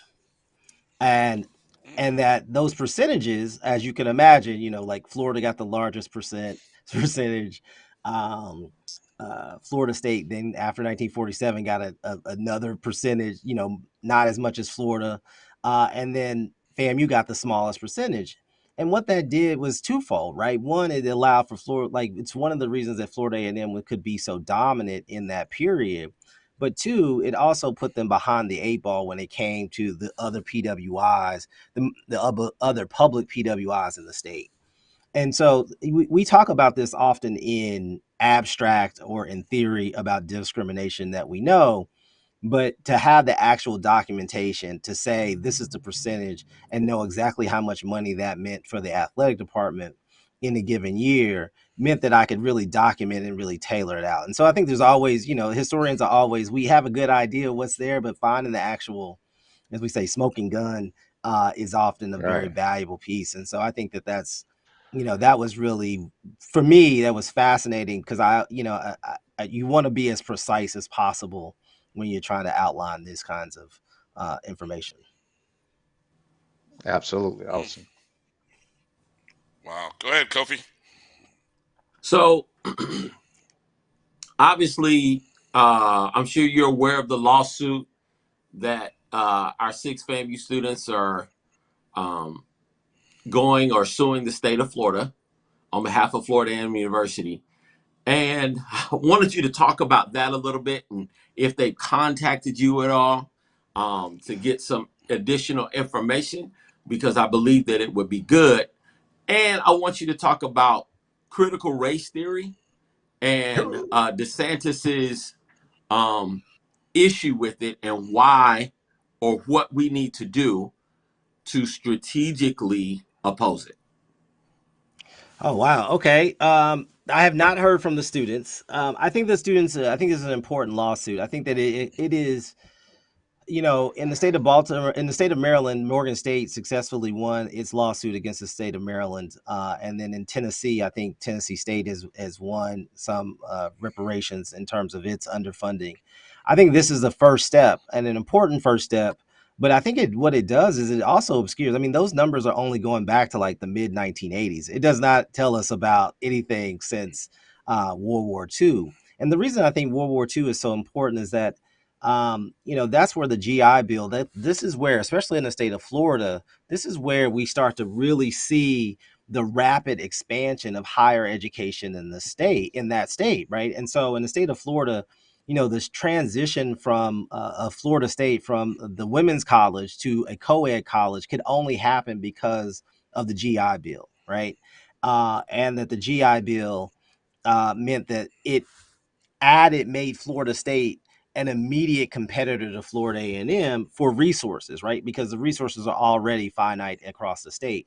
And as the state's population grew across the mid 20th century, the creation of all what we would think of as kind of, now we wouldn't call them regional campuses, but that's what they are: Central Florida, South Florida, Florida Atlantic, Florida International, North Florida. Those are all siphoning off resources from Florida A&M, who has a kind of a historic claim to being higher on the list. And so in the previous administration, I think Rick Scott did this, where they created this new funding mechanism in which They created a new formula to figure out how much of the state money that you're going to get. It was a formula that already was discriminatory towards Florida A&M, right? Who are taking on more students, higher percentage of Pell Grant students, taking on because it's not. It has a high kind of R2 research rank that it also privileged R1 research schools, right? And so schools like Florida State and Florida are going to be the biggest beneficiaries, but also Central Florida that had made that jump decades before, right? And so there's a certain kind of calculus being employed across the state that has always been discriminatory. So this lawsuit absolutely is a step in the right direction. In terms of critical race theory is I think there's two things. There's actual critical race theory, a theoretical frame that emerges from law school and legal theory. And then it's the way that it's been used by conservatives in Florida and across the country as a kind of hodgepodge for Black history, right? And anything about race, race studies, if we'd like to say it that way. And so I think that one of the things that DeSantis has done is that he's really used his position to aggressively, use these dog whistles to kind of rile up conservative folks, right? And so his attack on wokeness is just these are just code words for Black. These are not new, right? Like this is, Ronald Reagan went into office talking about welfare queens, right? Like all this other ideas are euphemisms for race and Blackness explicitly. And so what the state has to do, I think, is twofold. One, I think this is where Florida A&M has to be on the front foot. They've always been on the front foot of these issues across in its history. But they have to file a lawsuit. I think that's one. And then two, I think we have to support our K through 12 teachers across the state who are doing tremendous work and trying to tell the story of, because they're going to be on the front lines. They're the ones who are going to face the hostile parents. One of the things that you guys know as well is that the number of Black teachers across this country has dwindled dramatically. And this is, I think, going to impact those numbers even more. And so we've got these, our Black kids in these schools with little to no Black teachers in them. And what does that mean for their kind of learning and development, their understanding of the culture? So this is not really about the theory or history. This is about education more broadly and really thinking about how do we think about history, America, our communities in real kind of a critical lens in which we think about race and class and gender and sexuality as variables of analysis, right? And I think that's really an important part of this equation. But I think this is all it's going to require a kind of courage from parts of the state that may not be directly affected. It's going to also require us to go back into the courtroom, which won't be the first time in the state of Florida or in this country. So, have you seen the movie Where to Invade Next? I have not. 2015. Huh? No, I have not seen that. Okay. All right. Well, I invite everybody that is listening to this conversation to really find the movie and watch it. It is absolutely necessary. But the reason why I'm bringing this up is that in the movie, they go to Germany, right? And in Germany, they have monuments that are built around the freaking Holocaust. Around the Holocaust, the most unspeakable human acts in the history of all mankind. They've got monuments regarding the Holocaust and all of the people that were connected. Like this happened here, this happened here, this is what happened here. They got it all across the country. And then they're teaching about it in their schools. Not from the standpoint to embarrass the people that live in Germany, but so that that level or that measure of history never repeats itself again.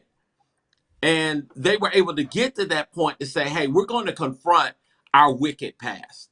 We're going to confront it. Let's talk about it from a healthy standpoint and how we got there and what we need to do to make sure that this doesn't happen again.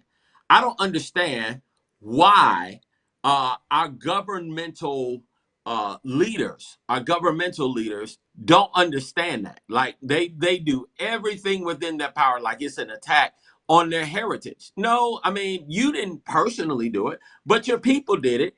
And that doesn't mean that you necessarily were wicked. You don't have to get down on all fours and bow before me. But let's talk about the fact that we have a system in our country that is systematically geared to assist a certain race of people, whether it be the legal system, whether it be the financial system, whether it be even the educational system. Is everybody operating on a level ground? The answer is no. If they were, the inner city kids would have all of the resources that they need to have a quality education. But that's not happening.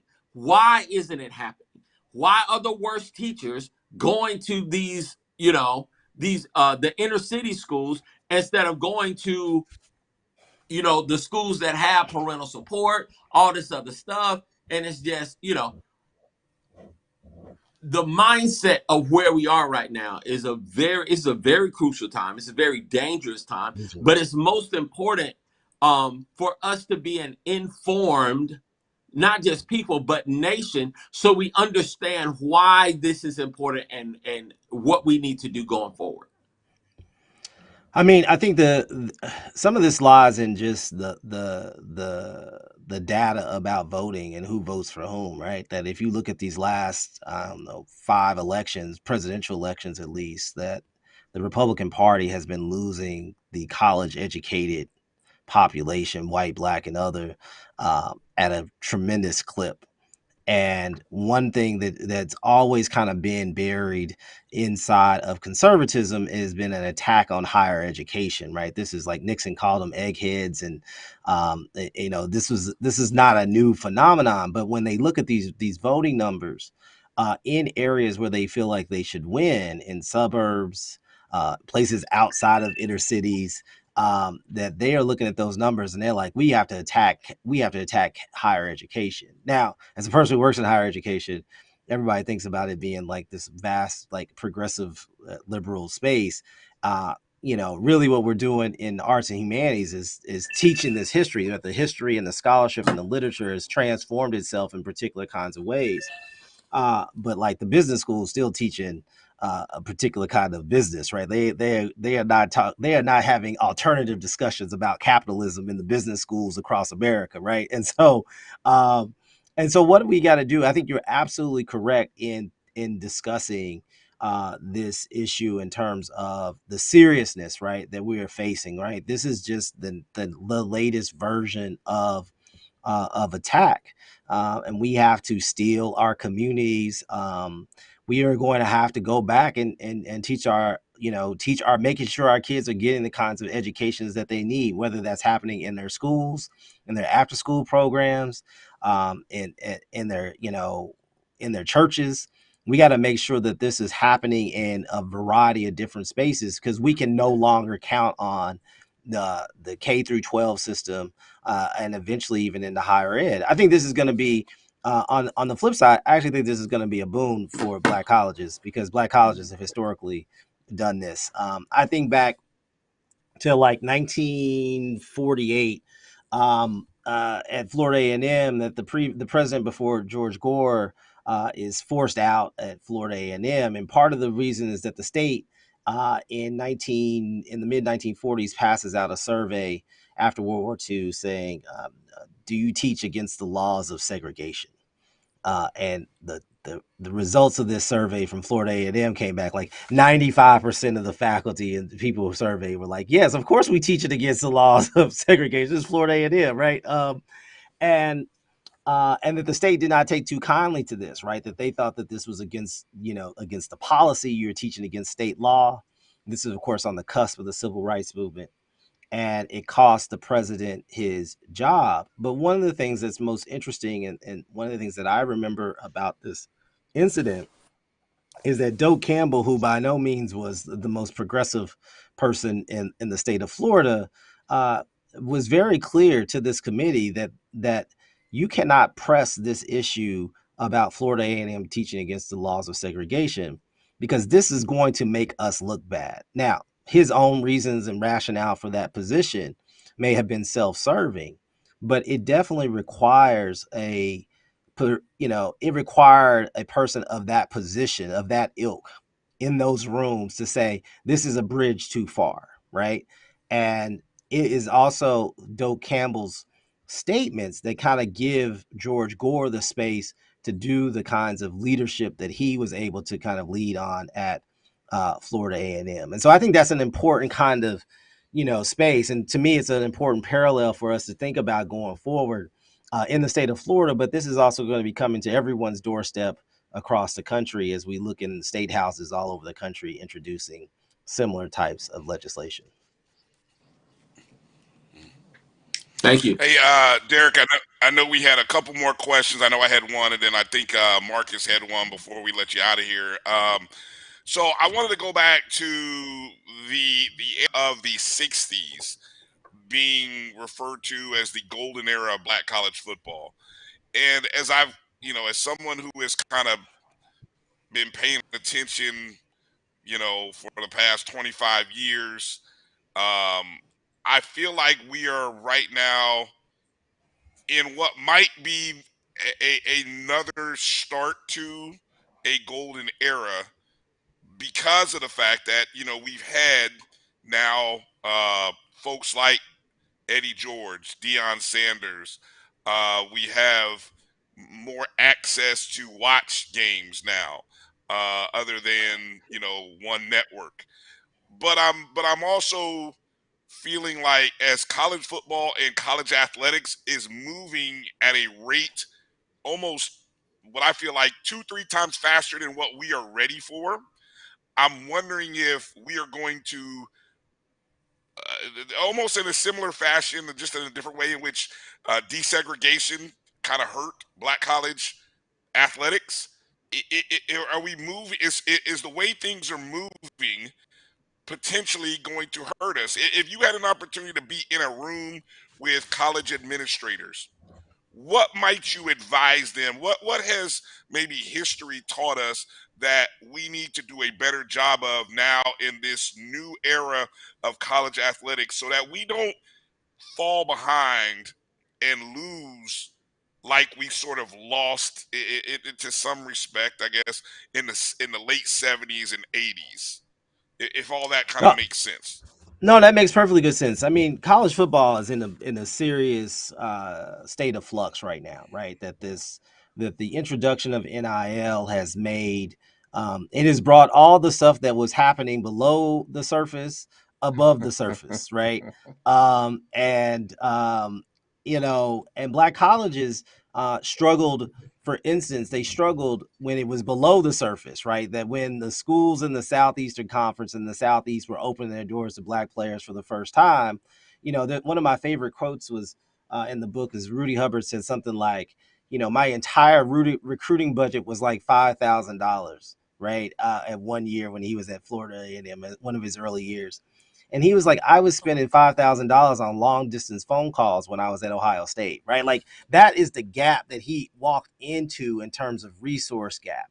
And that has only grown exponentially over the course of the last 40 or 50 years. And then now when we got NIL, this new era is reshuffling the deck in real ways. It is given, traditional blue blood programs already have the kind of resources and money to step into a world where everything is above board. They've got the companies, the boosters, the programs that are going to allow them to have NIL deals that are going to be profitable for the best players. But it's also going to allow for programs that have not been good in a very long time, but want to be good, the opportunity to compete in ways that they had not been able to compete in decades. And so a program like Nebraska, for instance, that had this great history, this amazing fan base, is perhaps poised to now be a major player because they've got, everybody in the state of Nebraska is willing to give for the state of Nebraska football. And so black colleges are now, who had struggled in the traditional alumni booster space in terms of raising money. This is one of the things I noticed into my book when I was looking at some of that data. And now they have to add another layer on top of this where we're talking about NIL opportunities. This can be both positive and negative. I think Dion, who had all these connections to corporate world from his playing days, allow for him to really manipulate that to his advantage. But I don't think every coach at the HBCU level, is going to have that opportunity, right? And so it's going to be it's on the kind of the broader network of alumni and fans and boosters to develop their own NIL network to be competitive. That's one, right? And I think that the other part is that, figuring out what does competitive look like at the FCS level, right? I think one of the interesting challenges for Black colleges has been that their push, one of the Gaithers pushes was for the entire football program to be considered as part of the entire corpus of college football. This, of course, manifests in these larger kind of discussions about 1A and 1AA, which allowed FAMU to win the first 1AA national title. But now they have to figure out where do they want to be on this hierarchy, right? That they've gone decades without, it's not since 98 when FAMU was in the Final Four and lost to Youngstown, the last time a team had actually gone that far in the FCS playoffs, right? And so 99. the question, 99, right? So it's got so like how are we going to figure out how, where do Black colleges want to be? Do they want to? I apologize.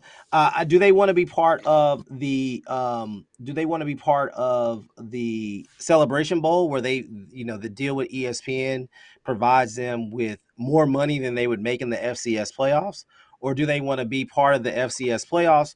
Do they want to try to make the jump to Division I, which has a tremendous amount of cost associated? And so I think that is part of the larger question is figuring out what level do you want to be competitive at, and then what is the cost going to be at the upper echelon of that level, right? And I think that's for each individual program to have to figure out for themselves. And that's a challenge. I don't, and I think that as the college football world is in flux, people are seeing this as an opportunity to move up, but I think there's also dangerous waters up there as well. There are a number of programs that have gone up that have not been able to sustain the success, while other programs who've gone up and been successful. I mean, in the state of Florida, South Florida is a shell of itself, right? It is a program that I want to say in the early 2000s was ranked as high as 3 or 4 in the nation, and they have shuttled through at least 4 coaches in the last 10 years. And it is a program that's still without a home football stadium, still without any of the kind of facilities, while Central Florida, who was much further behind than South Florida initially, has sprung up and been extremely competitive, right? And so I think that those are things, and I think for Florida A&M, I think what makes the market even more difficult, that the success that Florida A&M had was often tied to not only to segregation, but the success that they had in the 70s and 80s and even into the 90s was also because FIU, FAU, Central Florida, and South Florida were also not players as well, right? And so even when you were not, Florida, Florida State, or Miami, you were still the 4th best program in the state. Now you're competing with these other programs that have resources and want to win, and have more scholarships, right? Because they're all Division I programs, and so they're able to offer. And so, the ability to find players that had been overlooked in the state of Florida has been compounded by the success of Florida. Every school in the country recruits Florida. I mean, if you look at every roster, you're like, how does Idaho have a kid from Florida? Like, you're asking yourself these kinds of questions all the time. Like, who's recruiting Florida for Idaho, right? I worked at Dartmouth previously, and we had at the FCS level, we had every year, probably for the 6 years that I worked there, we probably recruited anywhere between, 3 and 6 kids from the state of Florida to Dartmouth every year, right? And so, like, that is the process that now every school in the country is trying to get in on the things that Gaither knew already existed, right? That was what made his program so well. And now every school in the country, every school in the Big Ten, every major conference, every FCS school. And so the competition for Florida A&M is so intense. And so the figuring out how to compete in this new marketplace is a challenge for any administrator. And I think that you guys are well positioned because I think you guys are have been trending in the right direction.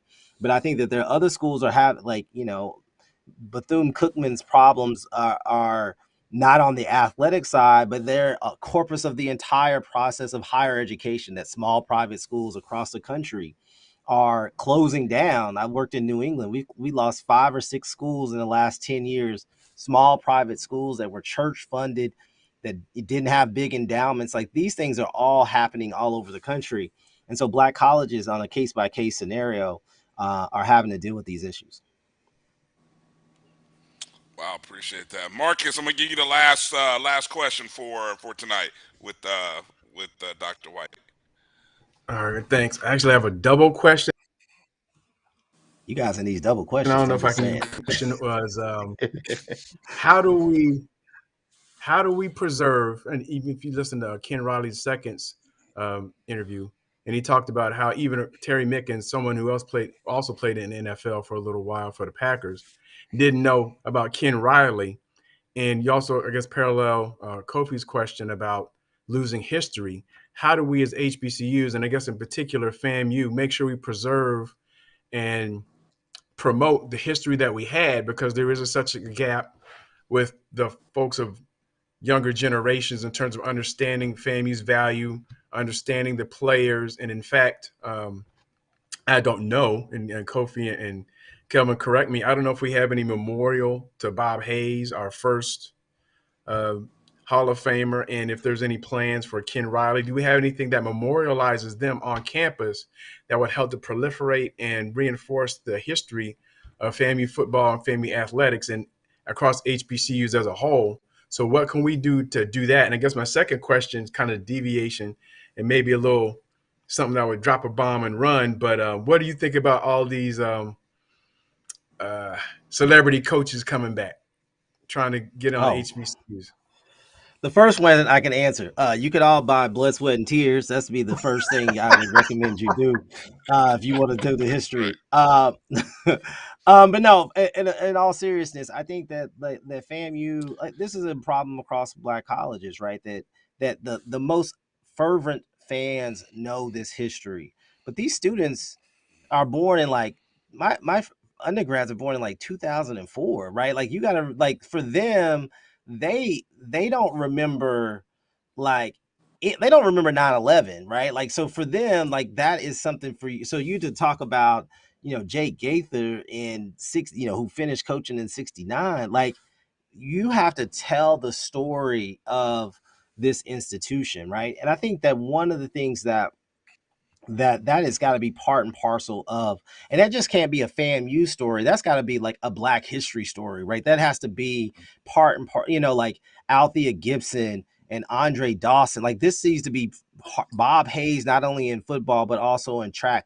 That has to be part and parcel of this longer history of telling what Florida A&M has been able to do. Whether it's about Dr. Humphreys, right? And the kind of thing that, FAMU was Time School of the Year, right? That's the reason my brother went there, right? He saw this on the Time magazine, right? And he's like, they got a business program that's as good as Penn, right? This is the kind of thing that has to be, you have to sing your own praises, because if you don't, no one else will. And in this context, going back to Kofi's comment about the governor, right? We're trying to eliminate history altogether, right? So we're not talking about Rosewood or the Moors or any of this other stuff. We're talking about all black history being, erased. And so FAMU, its history has to be, you have to be the champion of that history in lots of different kinds of ways. The second thing about these celebrity coaches, this is a tough one. How much time do I have? The long and short of it, 2 minutes. Give me 2 minutes. 2 minutes. The 2 minutes version is, I think it is both potential. It has a lot of potential, but it has a lot of potential pitfalls as well, right? And the best case scenario is the little bit of that time that Dion did because he had a national brand. He could really hype his institution, but it also brought a lot of people to see, Deion is a polarizing figure, so people are rooting against him as much for him, right? And so there's that kind of rivalry. Deion had the potential to be, the comp I made for him on another podcast was, he's like John Merritt, right? Like John Merritt was the person who, like, Coach Robinson didn't like him and Coach Gaither didn't like him. Yes. It was Yes. like a thing, like they didn't, because he was way too brash and he was smoking that cigar and he didn't want, he's pulling them dudes out of Houston. And he cheated. I'm not gonna say that. I'm not here to say that. I'm gonna say it. He was a cheater. Straight up. But they did not like him, right? And I think, but at the same time, those Tennessee State teams were carrying the banner in the early 70s for Black college football, right? Those Eldridge Dickey teams in the late 60s, all to Too Tall Joe, like those teams were fascinating in terms of, they played against San Diego State. Don Coryell was the head coach of that, who's also going into the Hall of Fame this year. They had the first in-game home and away series between a PWI and a HBCU was them on a regular basis. And that was an important kind of contribution, right? Rudy Hubbard came into the league and his first thing is, I got to attack Coach Merritt, because he knew that he was at the top of this mountain. And if I wanted to get the MU there, he was always nipping at his heels, right? And so Deion had a lot of that kind of personality. And it's a shame that, for all the God telling him to come to HBCUs, that he also told him to go to Colorado with the same quickness. And now so you can't I think talk about God. You can't talk about God no more. And so, I think that there's something, a missed opportunity for the broader culture. And so I think what Eddie George has done, which has been a much slower burn.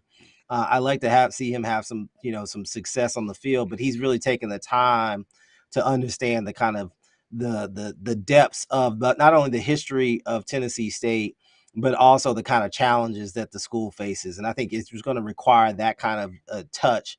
And so it can go both ways. I think obviously the Ed Reed thing was not successful by any stretch of the imagination.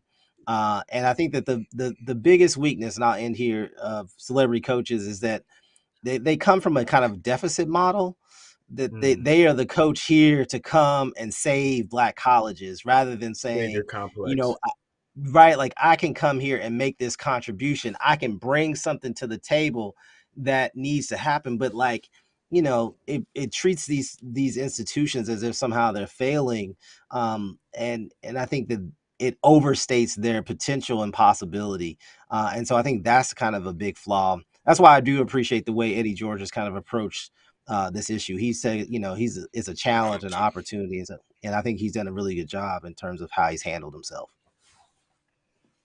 I agree 100% with you on the way Eddie George. That is the voice that I feel like mainstreams should be. If you want to listen to a celebrity coach, that the way he's been saying it lately and the way he's been talking about it is what his voice needs to be echoed louder. So I agree with you. Hey, we appreciate the time this evening. Great conversation. Yeah. Let people know how they can find you, how they can follow you, and again, plugs for the book, please. You got time. Marcus will hold up the. You get the lighting right, Marcus. Get the lighting right. You gotta make sure we get the lighting right. All right. Yeah, I had to fight for that cover. I told when they came back with the first thing, I was like, I don't care what color's on this book, but there better be green and orange on there somewhere. So they did a great job. Where did you find that? Where did you find that photo? That photo. Where did that come from? That for the cover. Them at the board. Yeah, it was actually in the Florida State Archives. They had a series of photos. Before I had even finished the book, I was like, man, I really want this to be on the cover. At the top of the chalkboard, he's got blood, sweat, and tears written on the top of the chalkboard, which is like when I was looking, like I was like, this is what I want out of this book in the cover. So, Right. but yeah, you get the book at obviously at your local bookstore, Barnes and Nobles, Amazon, obviously, or Black-owned bookstores. You can find me on Twitter, Blackstar1906. You can also find me on. I have a podcast with my friend and colleague who's a sports historian, Lou Moore, the Black Athlete Podcast. So you can come check us out where we discuss contemporary issues and put them in kind of historical context. Well, when does that podcast air? How often do you guys do that? So we're trying to do it twice a month. We have regular academic jobs that we are not as frequent as we would love to be, but we try not to chase the moment. We also try to really think about these issues and kind of rely and lean in on our expertise to think about these issues. And we have some great guests come in and some great scholars of sport and race and who are doing some fantastic stuff. So that's kind of what we do. All right. Well, again, Professor Derrick White, ladies and gentlemen, make sure to follow. Make sure that if you haven't bought the book, buy the book, or you may just buy the book for a friend, somebody who loves FAMU athletics. Buy it for a young person.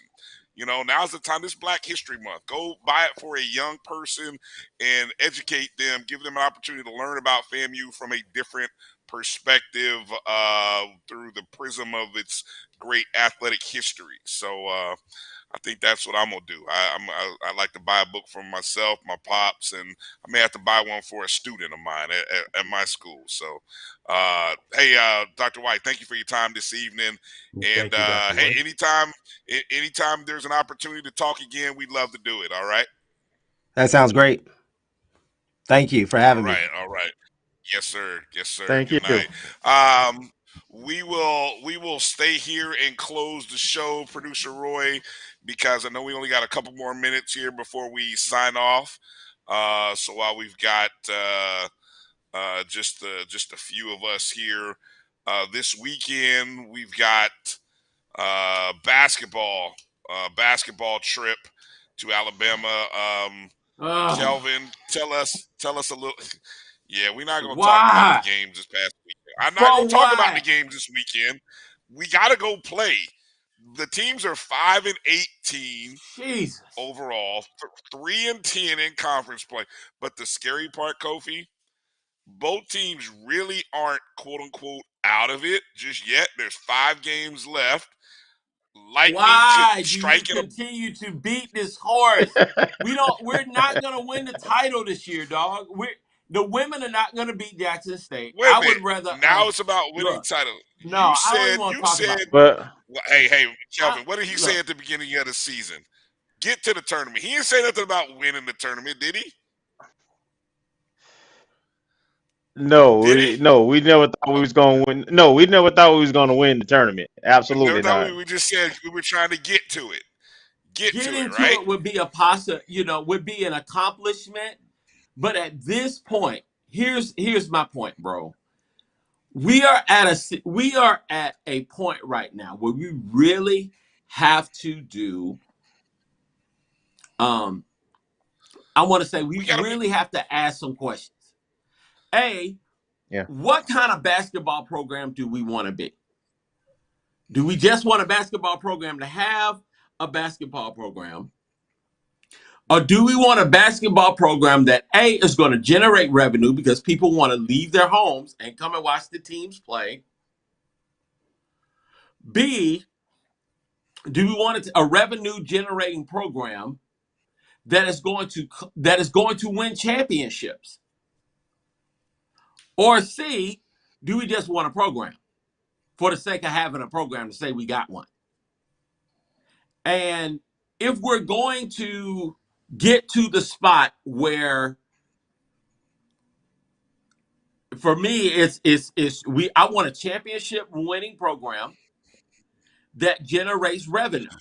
I feel like if we are bringing 30,000 people to homecoming, surely at some point we should be able to draw 6,000-7,000 people at least twice a year. But part of that is also on our athletic administration to do a better job Absolutely. of marketing It and is. promoting. It's not just the games, it's not just the And It's performance. support. I not. know it hasn't been up to par, but the support, the marketing, the information, we have to go back to when we were on campus. The students need to know. They need to be beat over the head. They need to be sent text messages. They need to be sent. Look, we can do all the post game TikToks and all the Instagram, but how about doing some TikToks that actually promote what time the game is, where the game is, how much it costs? Yeah, it's free. Hey, You know, hey, that kind of Brian. stuff needs to be done. Yes. Yeah, yeah. It's more than that, and I'm gonna try to be real quick with this. So, I did some research and I provided the records of both the men and Yes. women team over the past 10 years, right? Just 10 years. Good stuff. That's Good a lot of stuff. that's a Good lot of stuff. bad basketball. That's a lot of Well, bad basketball. And then you take the first part of the season where we playing all these out of conference beatdown games, and you don't even play at home. And the only time you do play at home, you play a couple of D2 schools. It's tough to sell that to the students in the community. So what Dr. White was saying, he hit the ball out the park. We have to look at what we want to be in athletics. But just talking about how many people we bring to homecoming and etc. Basketball we have not invested in. We just got since we've had Lawson Center, we've not had really good teams for the most part. We've had one or two exceptions. We've not had great coaching, to be frank. And we've had a lot of administrative changes and turnovers. And we have limited access. So there's a whole lot of things working against it. And until though we have a vision and that structure in place to address all those other things, um, we are who we are. In terms of the teams this year and the coaches this year, the only thing I say is this: as someone who sat through most of the out of conference games, I would tell you I didn't make it to the game Monday, and part of the reason, I'm just being honest, I'm tired of watching these teams, frankly. Now I'll be back for the last two games and so forth, but there's other things I can do with my time, and so just me being there to support the team and the coaches ain't enough for me all the time. Sometimes I want to see a good product. I want to see good marketing, in-game marketing. The concessions haven't been too bad this year. They've been consistent at least, but um, I just want to see more, and it's just tough. I'm just being honest. It's tough. You got a 3 point specialist that don't even touch the floor, right? In one game, doesn't even touch the floor. I don't know what the issue is, and and everybody who's sitting around, everybody know this, right? Everybody looking like, what is his problem with this particular kid? That's what people see now, as you got something against a kid, and with no explanation, man. Both teams, men and women, are a little bit better than what their record shows, but they haven't been helped with the lineup changes and how they've been coached. And I leave it there. Look, so I'm going to say no, this. the crazy part is nobody. Go ahead, Kofi. Go ahead. No, my point is this. At some point you have to address and just ask the question: is this the best that we can do coaching wise? And I think that that's fair because since our time here over the last 12 years, not only have we not finished first ever since 1978, we haven't even finished second in the SWAC or the MEAC in a long time. It's been a long time. Not to mention, Jackson State's athletic budget is less than ours. It's smaller. Their budget is smaller than our budget. They beat us in men's basketball. They beat us in women's basketball. They beat us in women's tennis. They beaten us. The only sport that we can really say that we got bragging rights is volleyball. you know. And again, these games are extra close. Like the men's game, we should have won. We should have beat Alcorn on Monday. Yes. We didn't do it. Yes. When you have close games like that, your coaching is supposed to get you over the hump, to find the right lineup, to find the right matchup, to get the basket that you need to win the game. You know, and we haven't sniffed even the top 3 in either conference, MEAC or SWAC. Top 4, possible. But top 3, come on, man. If we are who we think we are, who we say that we are, and who we can be, everybody looks at our arenas like, oh my God, but you see that the arena don't win the darn game. No. It could with a good crowd there. Could help you win. Could help you win could help you with a few points. You know, being a part of Rattler Nation, you know how we are. And yes, marketing needs to step up. But the crowd don't win games either. Yeah, but it does generate revenue so that you can create a kind of atmosphere. There's a lot of NBA.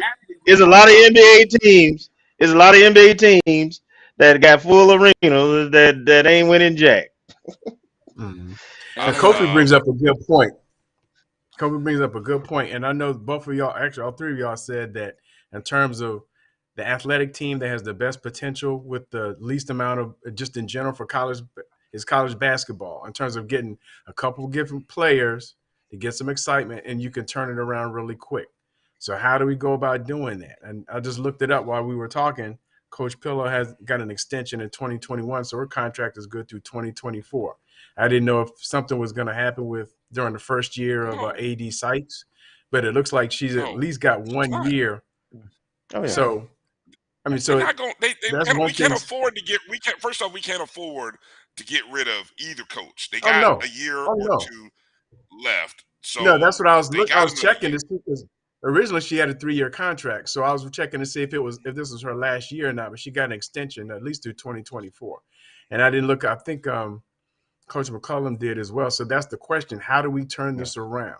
And I know he spoke even about his recruiting budget and how he's kind of limited to regional recruiting, basically Georgia, Alabama, and Florida. Yeah, but I'm gonna tell you, even with its that, history has shown Atlanta has tons. There's a lot of talent. There's a lot of of talent in the region which ain't being contacted. Trust me, as a coach, Jacksonville has tons. I know. There's a lot of players in the TCC is the number 1 junior college. TCC is the number 1 junior college in the nation right now, and he just beat the number 1 junior college. And their conference is one of the top in the nation every year. Florida High has Florida High McClay here in Tallahassee. Both are championship caliber programs. From Jacksonville to Pensacola to Atlanta, there's plenty of talent. And as I stated, there's talent on this team. It ain't elite talent, but there's talent where we can beat the teams we're playing, and we just not maximizing that by putting in the right lineups and offenses and defenses. That part, yeah, I agree. Look, I want to bring out what's the coach's name that's at Langston? Marcus, can you look that up real quick? I know the name. I've talked to him many times. Chris Wright, formerly at Talladega, where he won championship at Talladega. Went to the national championship game last year. A school with 300 people. Hell of a coach. Hell of a recruiter, too. I know exactly what you're talking about. I mean, hey, look. Let me. I want to highlight this quickly before we wrap this last 10 years stuff that you did, because it is eye-opening. Relevant. Over the past 10 years, relevant, yes. Eye-opening, too. Over the last 10 years in the men's basketball program, we have not had a plus 500 win season. The closest we got was the 2019-2020 season, where we finished the season 12-15. Of the past 10 years in the men's program, we've only had 4 years where we finished plus 500 in the conference record, and 2 of those seasons was actually double digits. Last year, where we were 11-7, and 2 years before that, in the MEAC, where we were 10-6. So we did have, up until this year, we had a 4-year run of finishing better than 500 in our conference season. So that was good. The problem was this team super new, too new, and coach has not had an opportunity to sort of figure it out. Now, how many coaches is that in the 10 years? 3? Start. Go ahead. 3? Yeah, Okay. 3. Yeah. So in the 10-year period there, three coaches. The most successful of the 3 is currently the head coach, Coach McCollum. Okay. Now going over to what you did over in the men's when you the women's when you looked at the women's over the past 10 years. Now this would also include a stint with Coach Gibson. Now she had a couple of seasons where we were just over 500, but there was only 2 of them. That was 2013, 2014, where we finished 14 and 12, and then 2015 and 16, where 15 and 14 was the final record. Both of those seasons we were plus 500, but things have not gone well ever since the 2018-19 season, where we were 3 and 24. Then we were 6 and 21. The COVID year happened. Coach Pillow first year was 3 and 25. This year is 5 and 18. Now, you guys will. Some people will poo-poo this, but as my good friend over at Fangs Up said, we are 3 games away from doubling up pretty much our output from a year ago. I mean, she's got 5 wins overall. This staff has 5 wins. It's building. This thing was a teardown, and it's a buildup. I know y'all don't want to hear that. I know you don't want to hear it, but I continue to tell you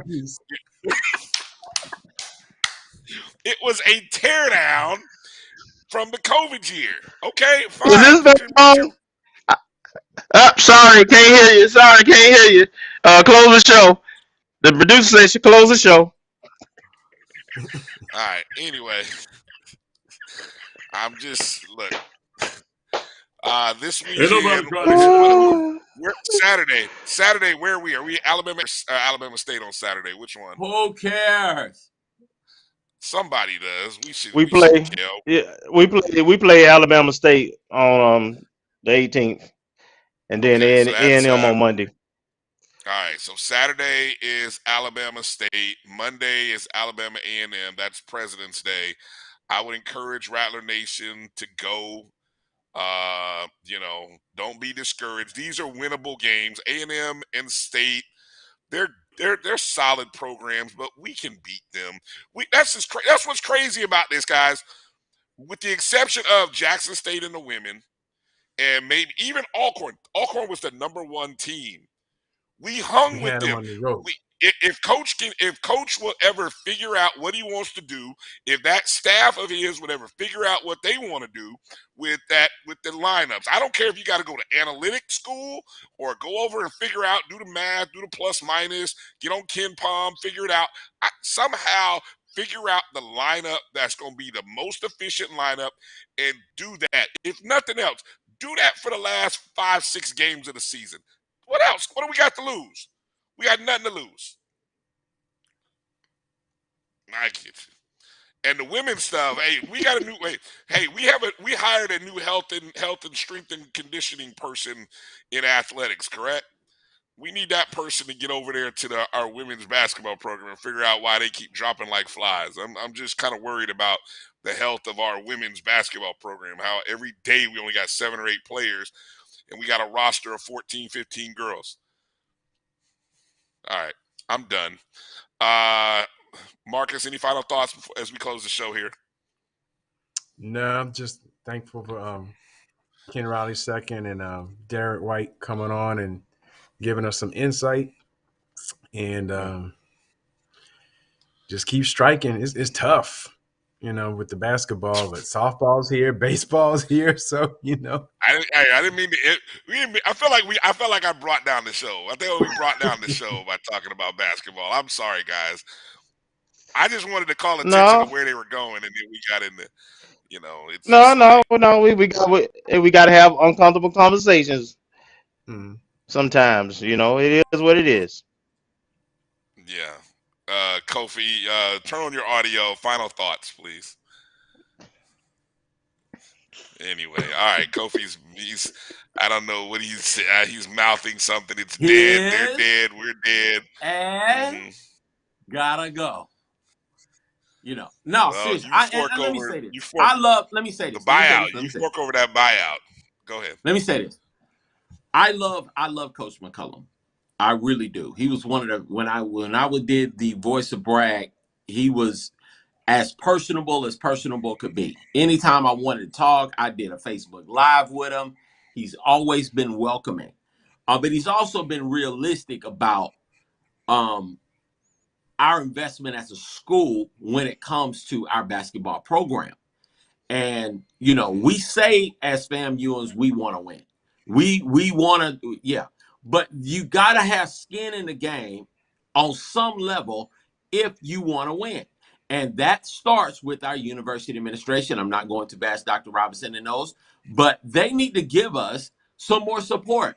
When you're talking about hiring assistant coaches, and you're paying them only $35,000 a year, you're not going to attract top level assistant coaches to come to your squad, to come to your team, to be a part of the team, unless they are really, really, really desperate and on the come up.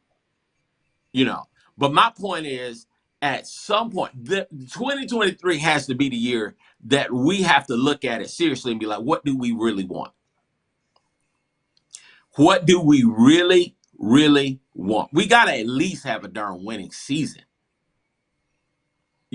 And we haven't we haven't done that.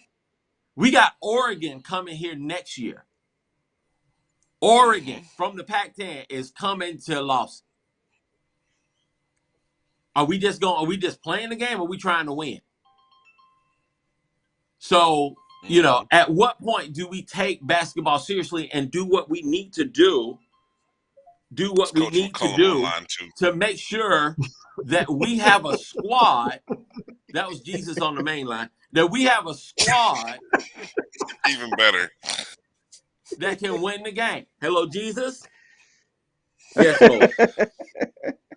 I'm sorry. put Jesus on hold. You're not putting him on hold. I'm sorry. All right, guys, I gotta go because Jesus is. All right, let me stop. Kelvin. Oh, I'm sorry. Go ahead. No, I mean we got to do better, man. This is unacceptable. Okay. What we have seen and what we've done, It's a bad and we've got product. to do better. It's a bad product. No matter who the fault, it's bad product right now, and has been over the It's last not 10 years. Valley. It has. We're not Valley though. We're not Valley. Just keep telling yourself that.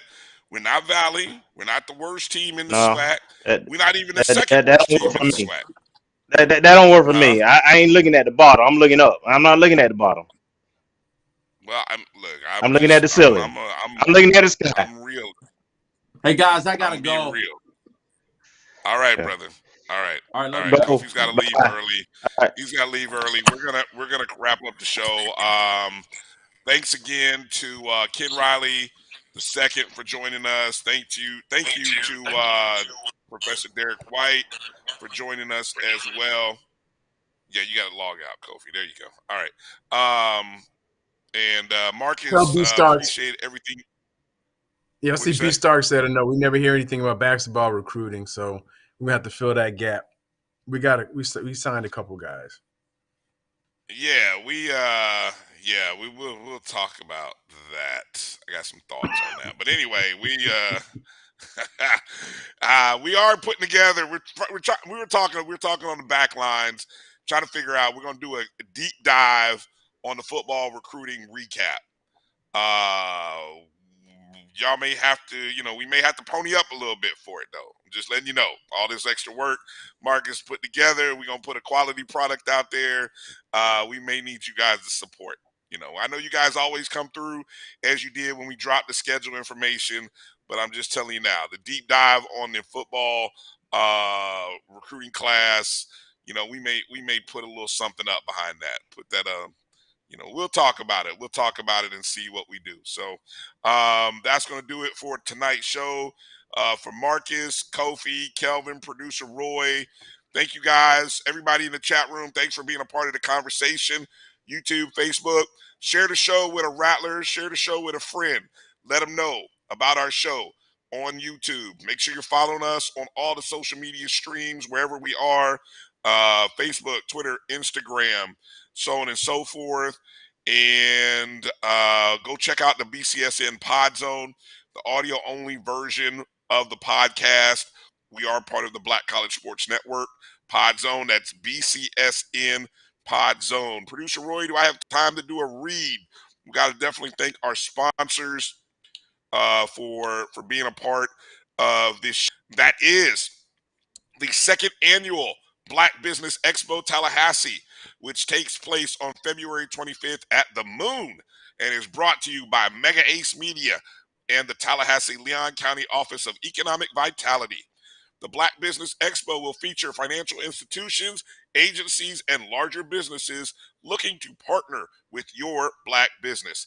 Tallahassee Mayor John Daly and Leon County Commission Chair Nick Maddox are the special guests for the event, and they'll be there to hear what goes on in our businesses. We'll give out $15,000 in grants, and we definitely know we could use that money this time of the year. For more information, visit us online at bbetally.com. That's bbetally.com. All right, folks, that's going to do it. Thanks again. Shout out to everybody out there. And we'll see you guys next Wednesday.